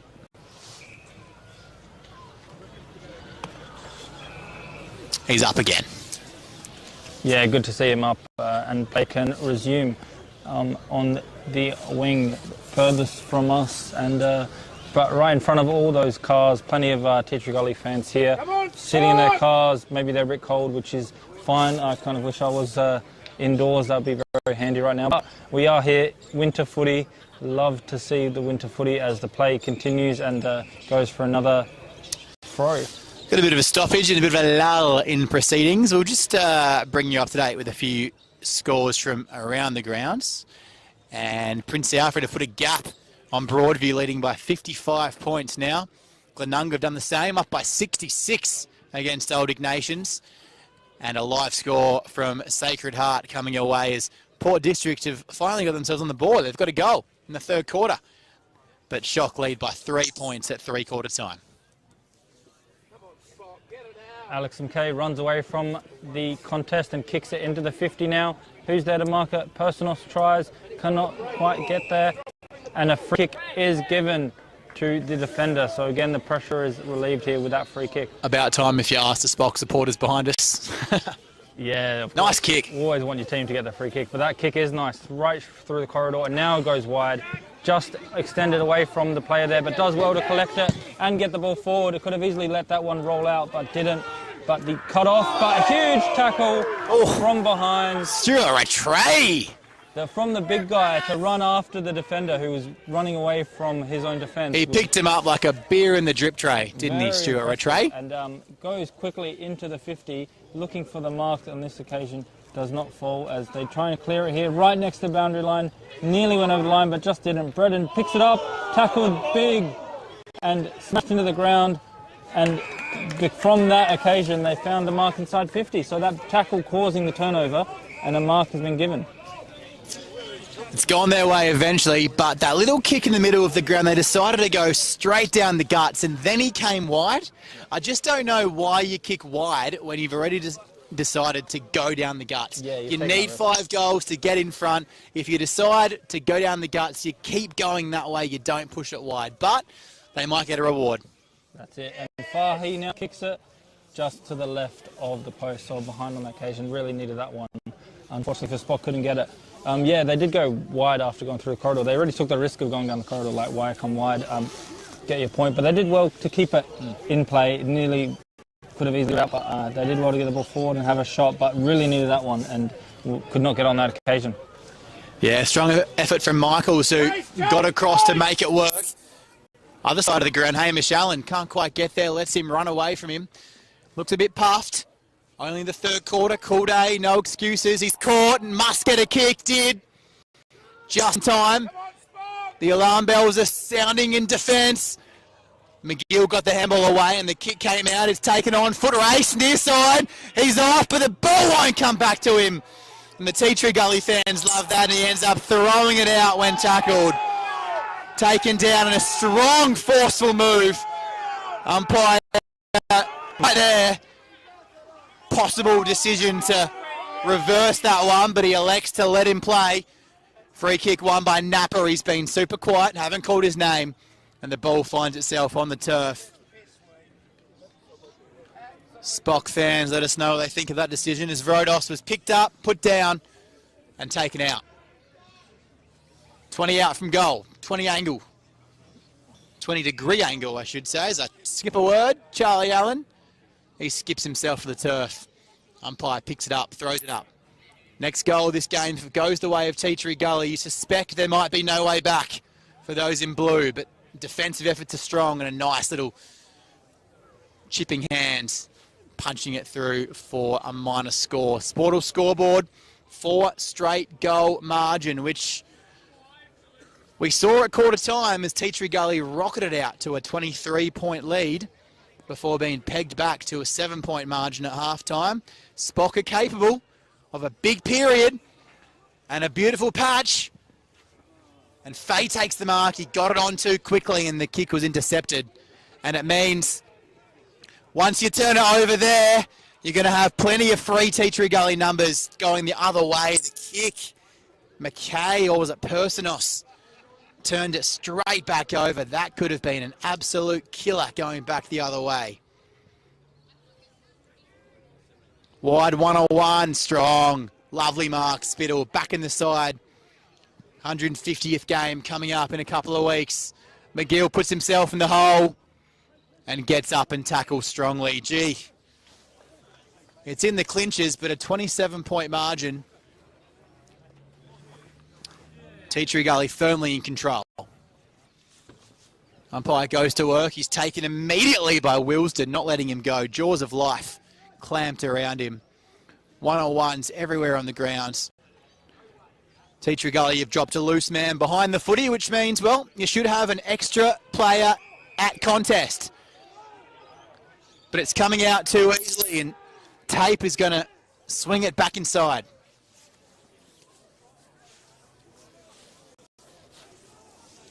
Tape looking for his options, but electing to have a kick, it seems. He's very far out, maybe 55 metres or a bit more. Lining up, though, looking confident. Swings his leg out, a huge kick, goes all the way over the goals for another goal for Teachery Gully, and cleared the goals easily, went about 10 metres behind it. That could be a match winner. He's had time at Norwood and the Eagles and the Sandful, and he used all his experience, summed up the distance, about 45 out, not a breath of wind, wind has died down, rain's gone. And he said, well, Spock, you might be gone. Making the distance that easily was always impressive, but to have it on target as well, which might be the nail in the coffin here for Spock, unfortunately for them and all their fans who travelled. So Spock, 6 goals second quarter, and Teachery Gully have answered a 5-goal third quarter, 5 goals to 1. And once again, St. Peter's, they've just faded out of games, and they faded out of this one. But they didn't rock up in quarter 1, and they stormed back in quarter 2. There's still plenty of game time left. Rodos gets up in the middle of the ground and says, who are you messing with? Don't mess with me, but the ball's on the near side. McGill. Met high, umpire didn't see it. Taken afterwards, umpire did see it. Missed the first one, got the second. I guess that's all that counts. And it'll be the tightest of angles, tucked in against that light post. Chance to answer right back, Michaels. Touched off the boot, umpires heard that one, and it's rushed through for a behinds. So Sportal scoreboard, 12-9, 81, 7-9, 49, a gap of 30 points. We've seen a few touched off the boot, more than I can remember in most games. So that's an interesting start. I wonder if, I'm sure the good guys at Sportal picked that one up. But long kick now to clear the defence. Big fly, big take, not given as McKay runs away from the contest, but falls down to the Spock player. Now kicked into the 50 by Rodos, looking for a mark in 50, just could not take it. But there's a lot of those crumbing players looking for a snap, slips as he picks it up, and Teachery Gully look to clear it now with a few clean handballs and kicking out of danger. As the siren goes here to finish off the third quarter, back to business for Teachery Gully, getting out to a 30-point lead, really making most and going back to what worked in the first quarter and getting this game out to 30 points at three-quarter time. You can hear the frustration from Johnny Vrodos, vice-captain of this side, Eddie Allen, of course, Charlie Allen, Jack Duncan, those experienced heads, and Vrodos let his frustration know. He kicked that ball to about 50 out from goal, the slip from Faye, not his fault, but just really frustrated those senior heads in this St. Peter's team to get themselves back at half-time to only a 7-point deficit, then to let it slip in that third quarter. The conditions, the weather, no excuses really. Teachery Gully just came out, wanted it more in that third term. The margin, as you said, is blown out to 32 points on the Sportal scoreboard. 12-9, 81, 7-7, 49. They came home with a storm in the fourth term. Last week did St. Peter's. Well, they're going to need a hurricane this week because the margin is excessive. Filming footy, Saturday afternoon footy, fourth quarter, back from Pertaringa Oval next.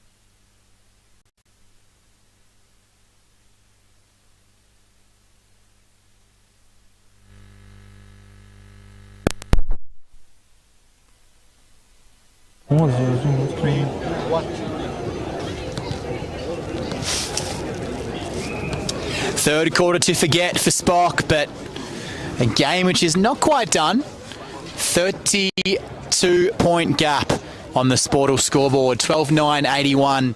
Teachery Gully have been dominant where it's mattered and more consistent, 7-7-49 St. Peter's.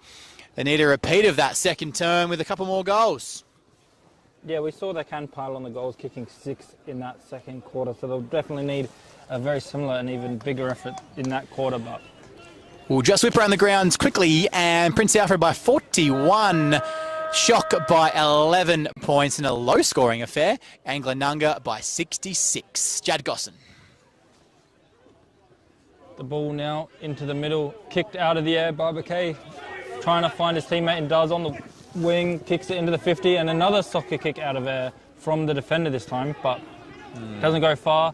Handball over the top, finds tape once again, so getting a few times this quarter, and a good mark, good lead on by Latham. That is a lead to put in the highlights package. He stormed out from about 20 out from goal. Just knew that his teammate was going to win the footy, and he sprinted out, and there was no hope for the defender. Yeah, the forwards coach would be loving that as Latham goes in to try and kick his 4th, and he does. Very confidently walks off as he's kicked it, and that's the 4th for Latham. Definitely been very dangerous up forward, and that, as we mentioned, that lead was what caused that. It was such a long lead up, took the mark and kicks the goal, and no wonder he has 4 with that work rate. He's been really looking for the goals and was a big reason why that that goal happened. And I don't want to burn anybody, don't want to drag them or anything, but Reed with that little nibble of his foot instead of sticking the hand out to mark it.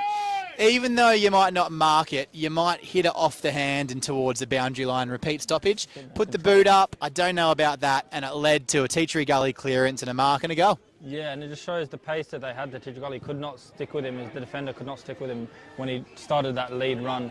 But they do get another inside 50 now from Rodos. Tries to mark it, but just doesn't. A lot of the crumbing players there who get the follow-up tackle and a stoppage in their 50 metres. 38-point leads here for Teachery Gully. St. Peter's have been decent apart from the Prince Alfred loss to keep their losses within 4 goals. Before that, lost to Port District by 22, Shock by 22, Broadview by 18. So they would have hoped they would have kept it close enough to make a final charge, but 38 points is real hard to come back from once we've hit the 4th quarter. And what's also impressed me, Teachery Gully, 8 different goal kickers, and that was almost evident when I was looking at the goal kickers this year. Their most is Personos with 22, and next best is Luke Brown with 11 coming into this match before this match started. So 2 hands to it. Really big difference in their goal kickers, and it's highlighted today with all the different people getting on the scoreboard.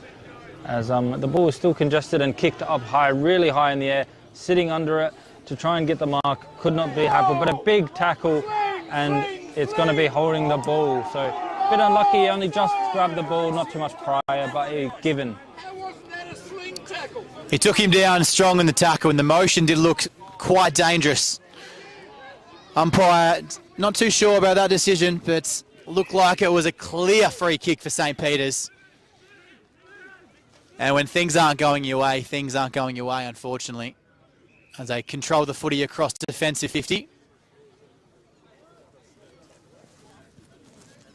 The only thing that can save the umpire's call there is the head didn't make contact with the turf, but the action still looked quite dangerous. As the ball finds itself on the outer side, and the game continues. 38-point gap. Nothing's impossible. We saw last week they were capable of the magical, and they believe still. They come forward again, but no one's coming at him. Eddie Allen takes the handball option now as the defender came forward. Carruthers all the way up the ground to get a touch, and moving it inside 50's Allen. Hamish Variety and flying from the back.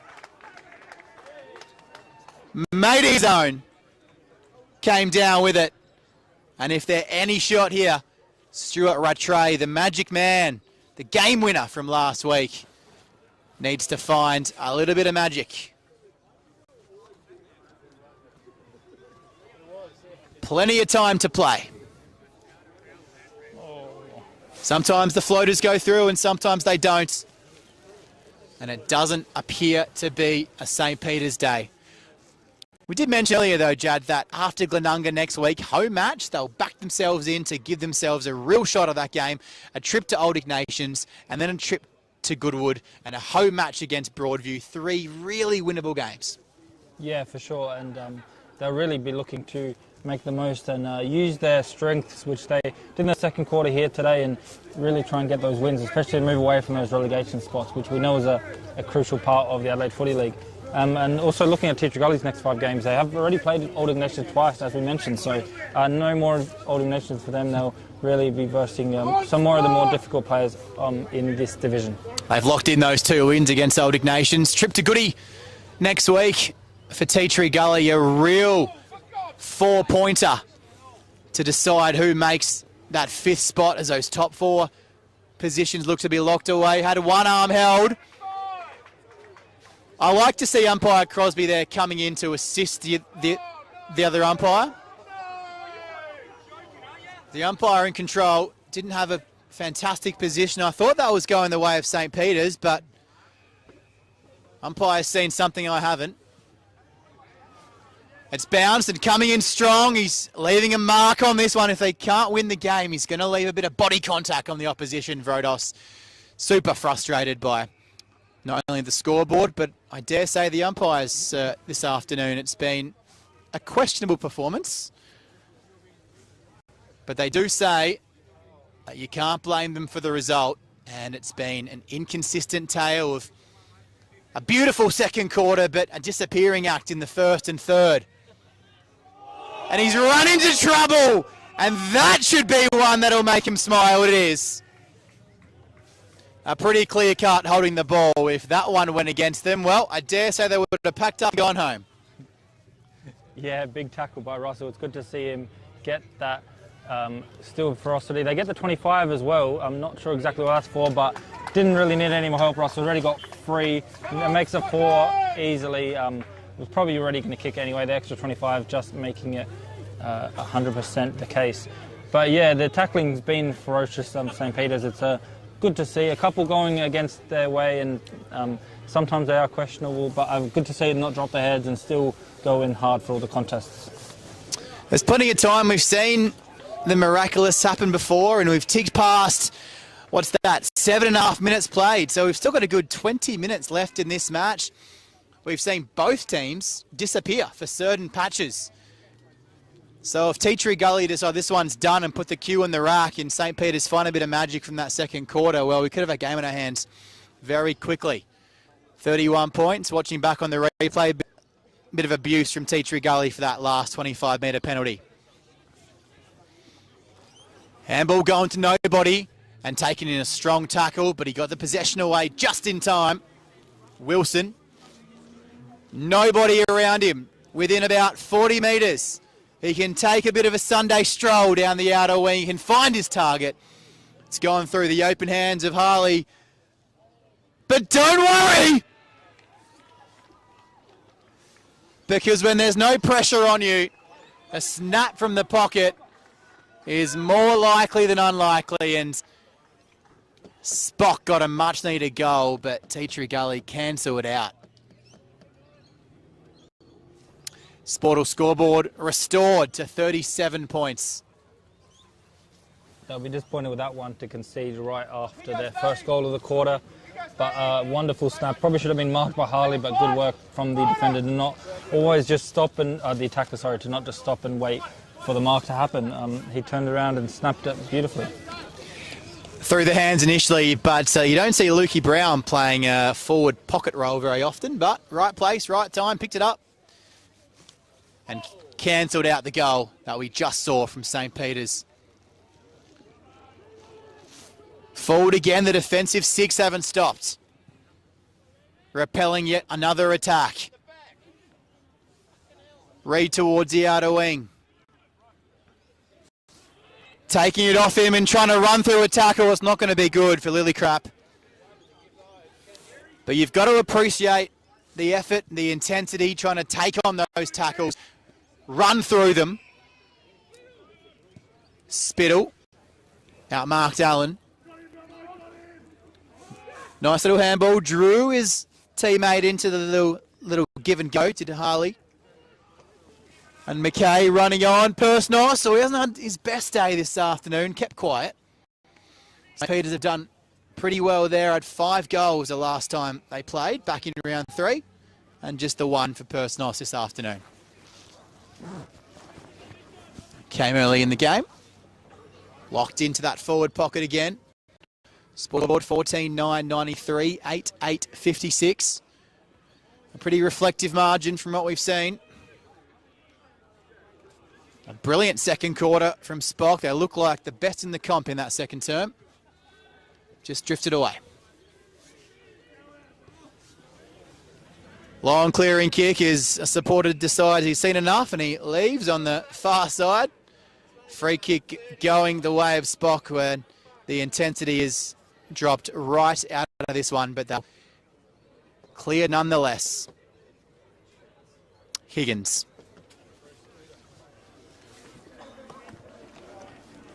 Higgins now, we've seen some good work from him up forward, that time getting the ball in defence. And another free kick paid for St. Peter's now on the wing. He takes the advantage and plays on, which probably wasn't a good idea because he fumbled it as he started running. The ball, however, does still find his teammates, and another free kick is given now. So a few whistles in a row here and going St. Peter's way this time. So Michaels gets the free kick now, swings around his right into the 50 metres. Who's there to mark it? A few people fly with no luck.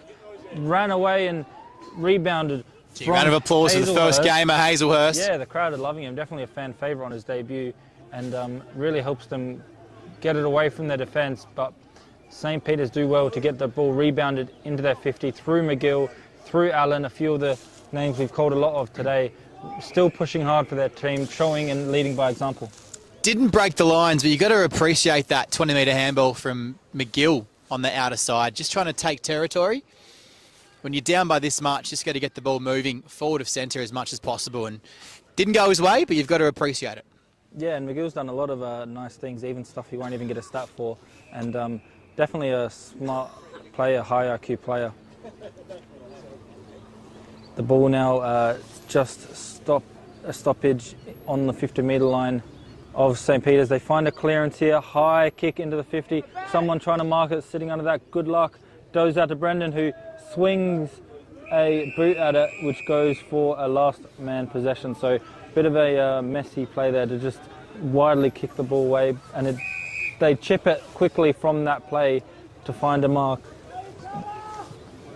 by the St. Peter's player in Roberts again. So Roberts into the 50 metres, looking for a mark, fly high, can't do that. A few players looking for a snap, but the Teacher Gully nearly clear it, but tackled it when it happens. But finally falls down to Higgins, who we called moments ago in defence, to pop up and kick his third for the match. So right place, right time, and good pressure from St. Peter's to cause the turnover deep in their own attack. Yeah, real strong effort. He had the mark about 55 out, couldn't quite get the distance, but instead of putting it right to the goal line, where it's an easy spoil, put it about 5-6 metres further out. Creates a bit of a stoppage and the crumb off hands. If there is a bright spark for St. Peter's this afternoon, it's that the Bryden Bombers are taking care of the Goodwood Saints in that battle for 7th, 8th, 9th. So the Saints looking to come back in that match. They're down by 15 points with about 15 minutes left in that fourth quarter. Right contest, back in the middle. Picked up, taken down, no, clear disposal. Lost in the tackle, coming through Mackay. Still hot in the kitchen. 31 points, 5 goals. There's time enough. The old Lee Matthews cliche, you can get a goal a minute. So by this rate, St. Peter's can win by 40 points. Yeah, we saw it in the AFL yesterday. Melbourne were behind with not much left time, and they got a goal a minute to win the match. So definitely, if someone knows how to win matches, it's Lee Matthews. So they'll really be channeling that and hoping it happens here. Just over 14 and a half, ticking over 15 played in this fourth quarter, so we probably won't have more than about 6, 7, 8 minutes left. Any chance they need? A goal would be nice here. They lulled Brighton last week into a false sense of security.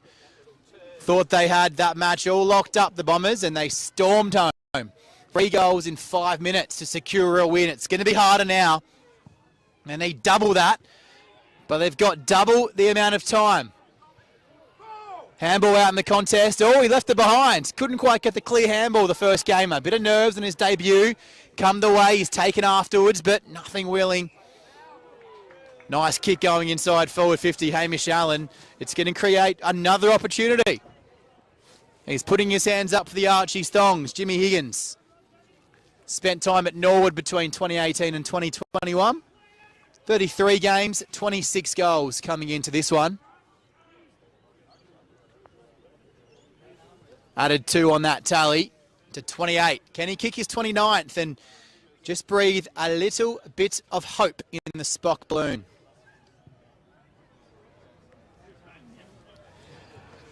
The answer is no. And the Gully fans think they've done enough. On a cool afternoon, the rain's held off. It's been quite brisk, but quite nice. And the Sportal scoreboard looks very nice for the red and black. And even 5 goals, 14-9, 93, 9-9, 63. Big mark from the kick-in from Penny. He's been fantastic as always. He's up there on the between the post shows, the player of the year, and showing why with today's efforts.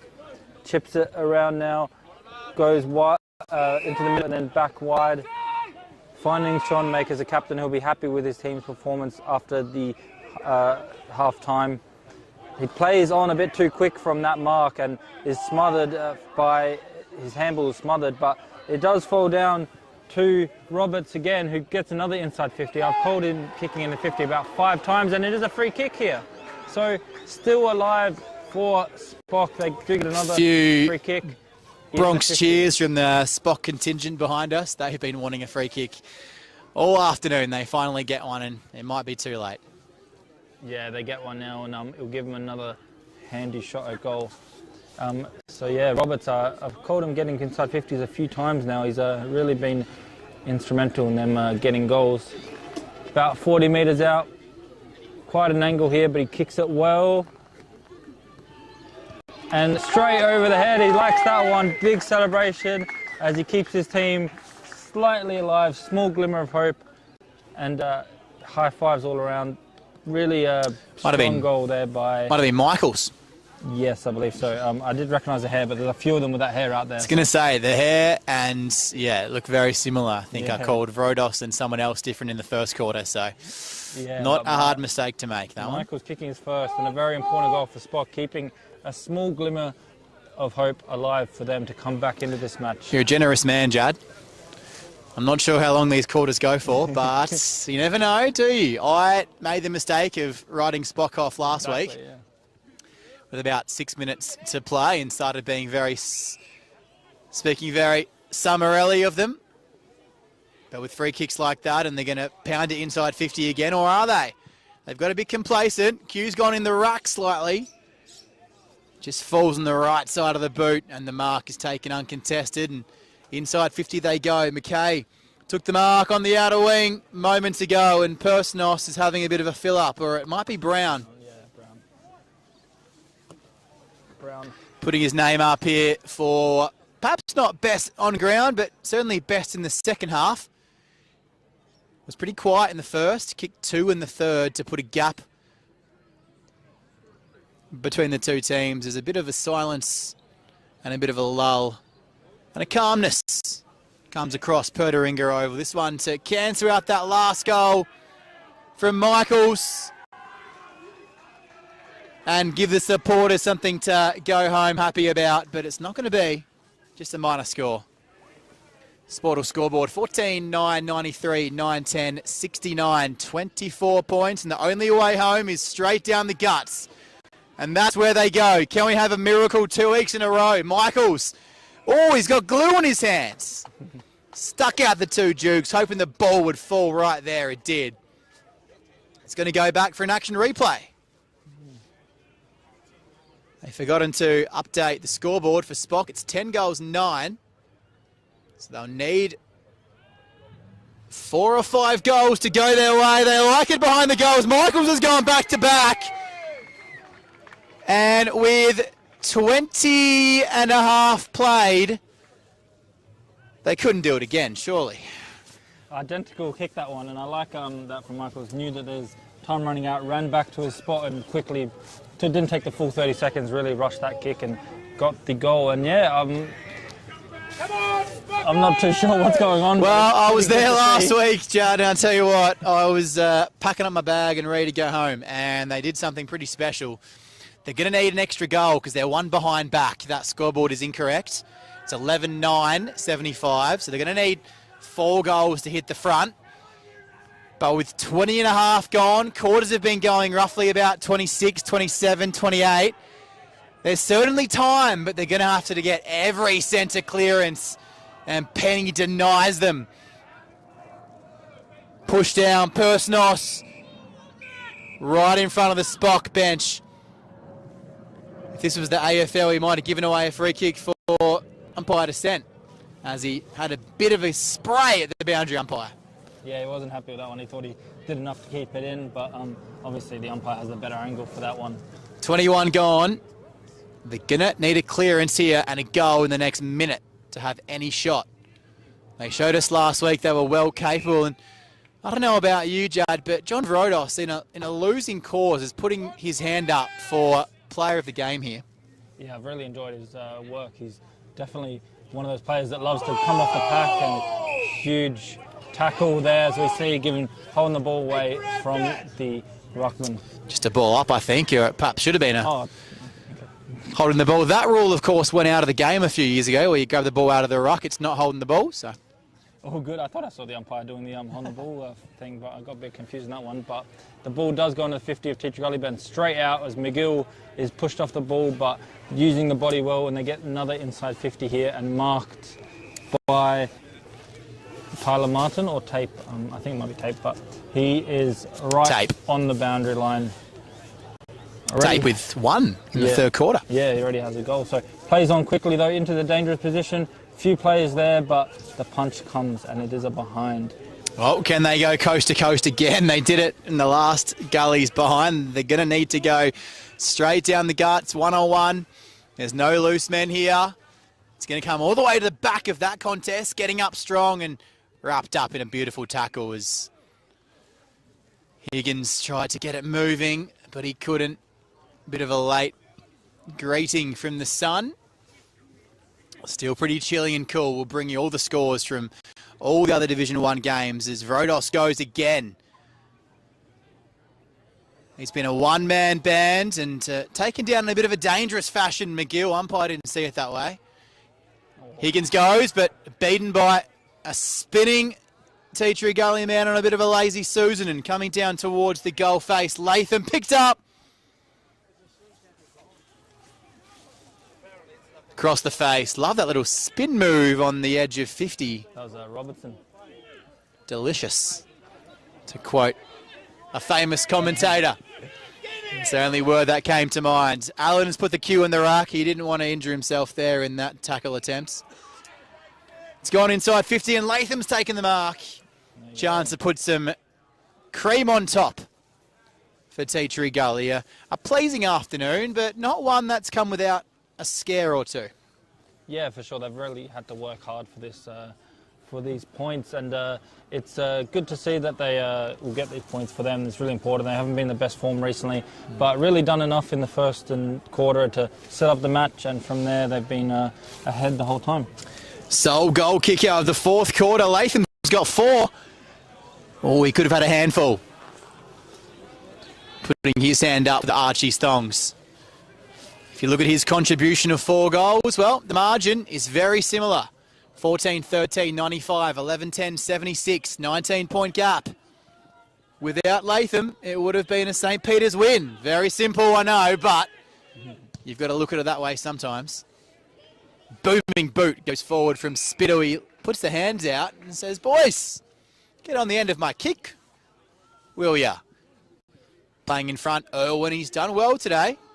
He can hold his head up high. It might be too late for Vrodos, but he won't stop ticking until that siren goes. It's McGill. McGill on the wing, also been very handy for St. Peter's. Kicks it nicely and finds the mark from Will Irwin. Irwin plays on quickly, which is needed in this late stages. Couldn't find the mark in the pocket and picked up by Hazelhurst, who does well to burst away from the package. Wants the 1-2, but it's not given. Gone wider with that handball. And now onto the wing. 2v1 to St. Peter's here. Do find the mark. So well done to still run and find effort to get that mark. McCarthy, the ruckman, into the 50. Who's there to mark it? Penny sitting in the hole. Just got hands to it. Could not mark it. But once again, Hazelhurst with the handball and finding space from a sticky situation to find the clearance from Makeda Robinson. I was hoping the siren would go there for a second for the ball to finish in the 150th gamer's hands.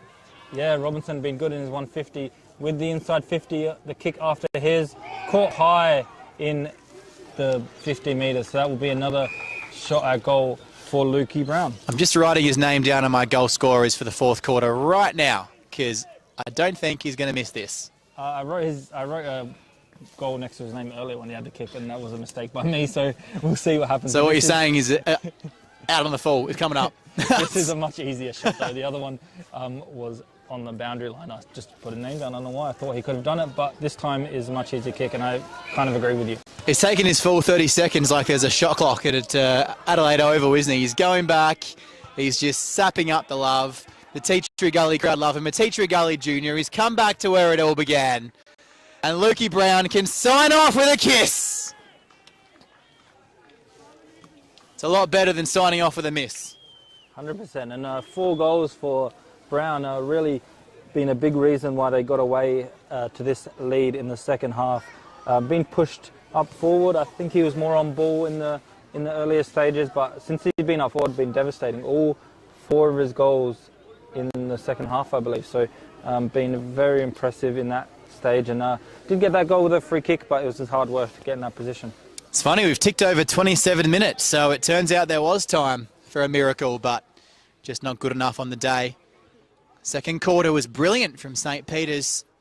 A touch of class, hard edge around the contest, just not consistent for long enough. It was the same story last week, and they had that 5-minute brilliant patch when it really mattered to capture victory, and a well-deserved win as Brighton took their foot off the pedal. But Teachery Gully certainly haven't. They were challenged at half-time to come out and lift their game. They certainly did.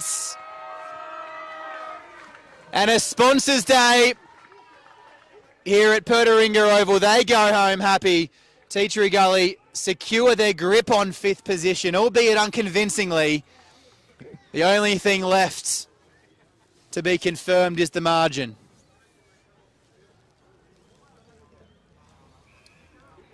And it'll be a kick after the siren to do just that. Stands at 26. It'll close to 25.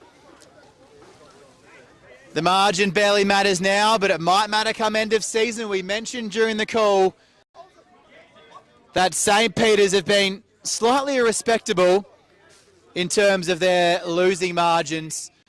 That's going to mean nothing, unfortunately, as they record yet another loss. But Jad Gossam, that's their 4th loss in their last 6 games by under 25 points. So there's something to be taken from that.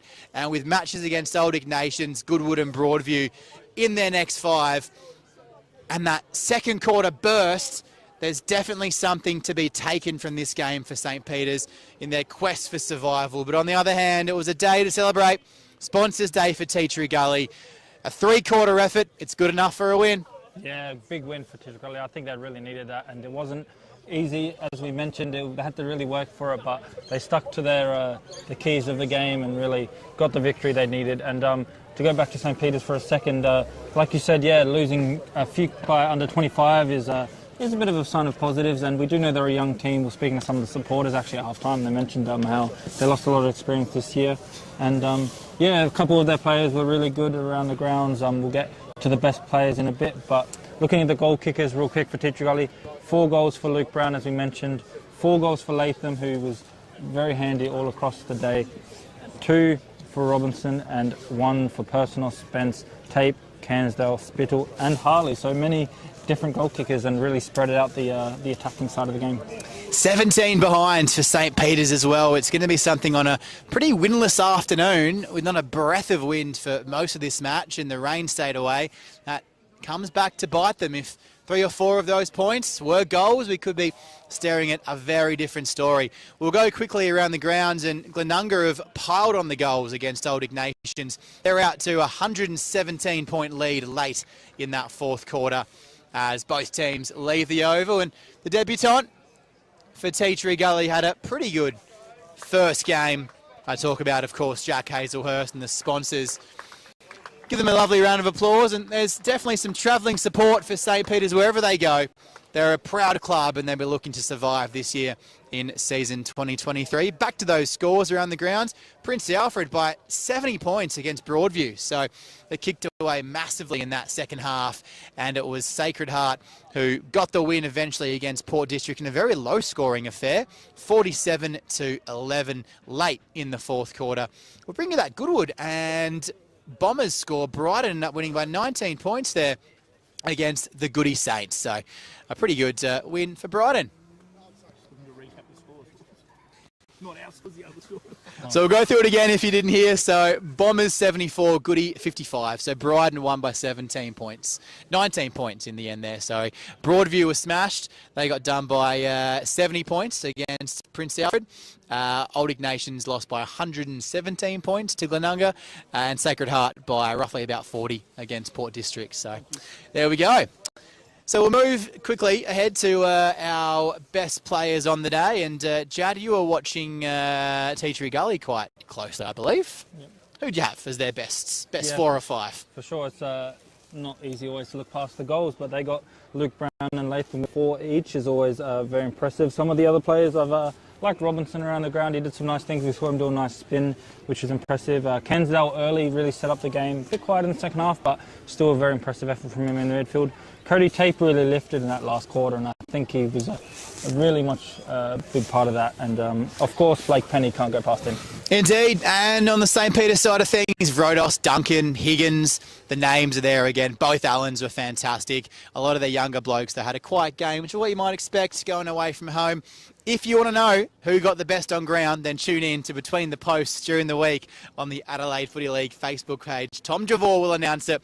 Jad and I will put our thinking caps on and come up with a 3, 2, 1 right now. All right, we're wrapping up here from Pertaringa Oval. It's going to be dark out there. The final score this afternoon, Gully 15-13, 102. Spock 11-17, 77. Gully clench that 5th spot and hold it a bit more tightly thanks to other results. And St. Peter's, thanks to Goodwood losing, well, their hopes of survival, not done with just yet. I'm Jack Moore. Thanks to Jad Goss and our cameraman, Rohit, and everybody as part of the Filming Footy crew. We'll catch you again next week.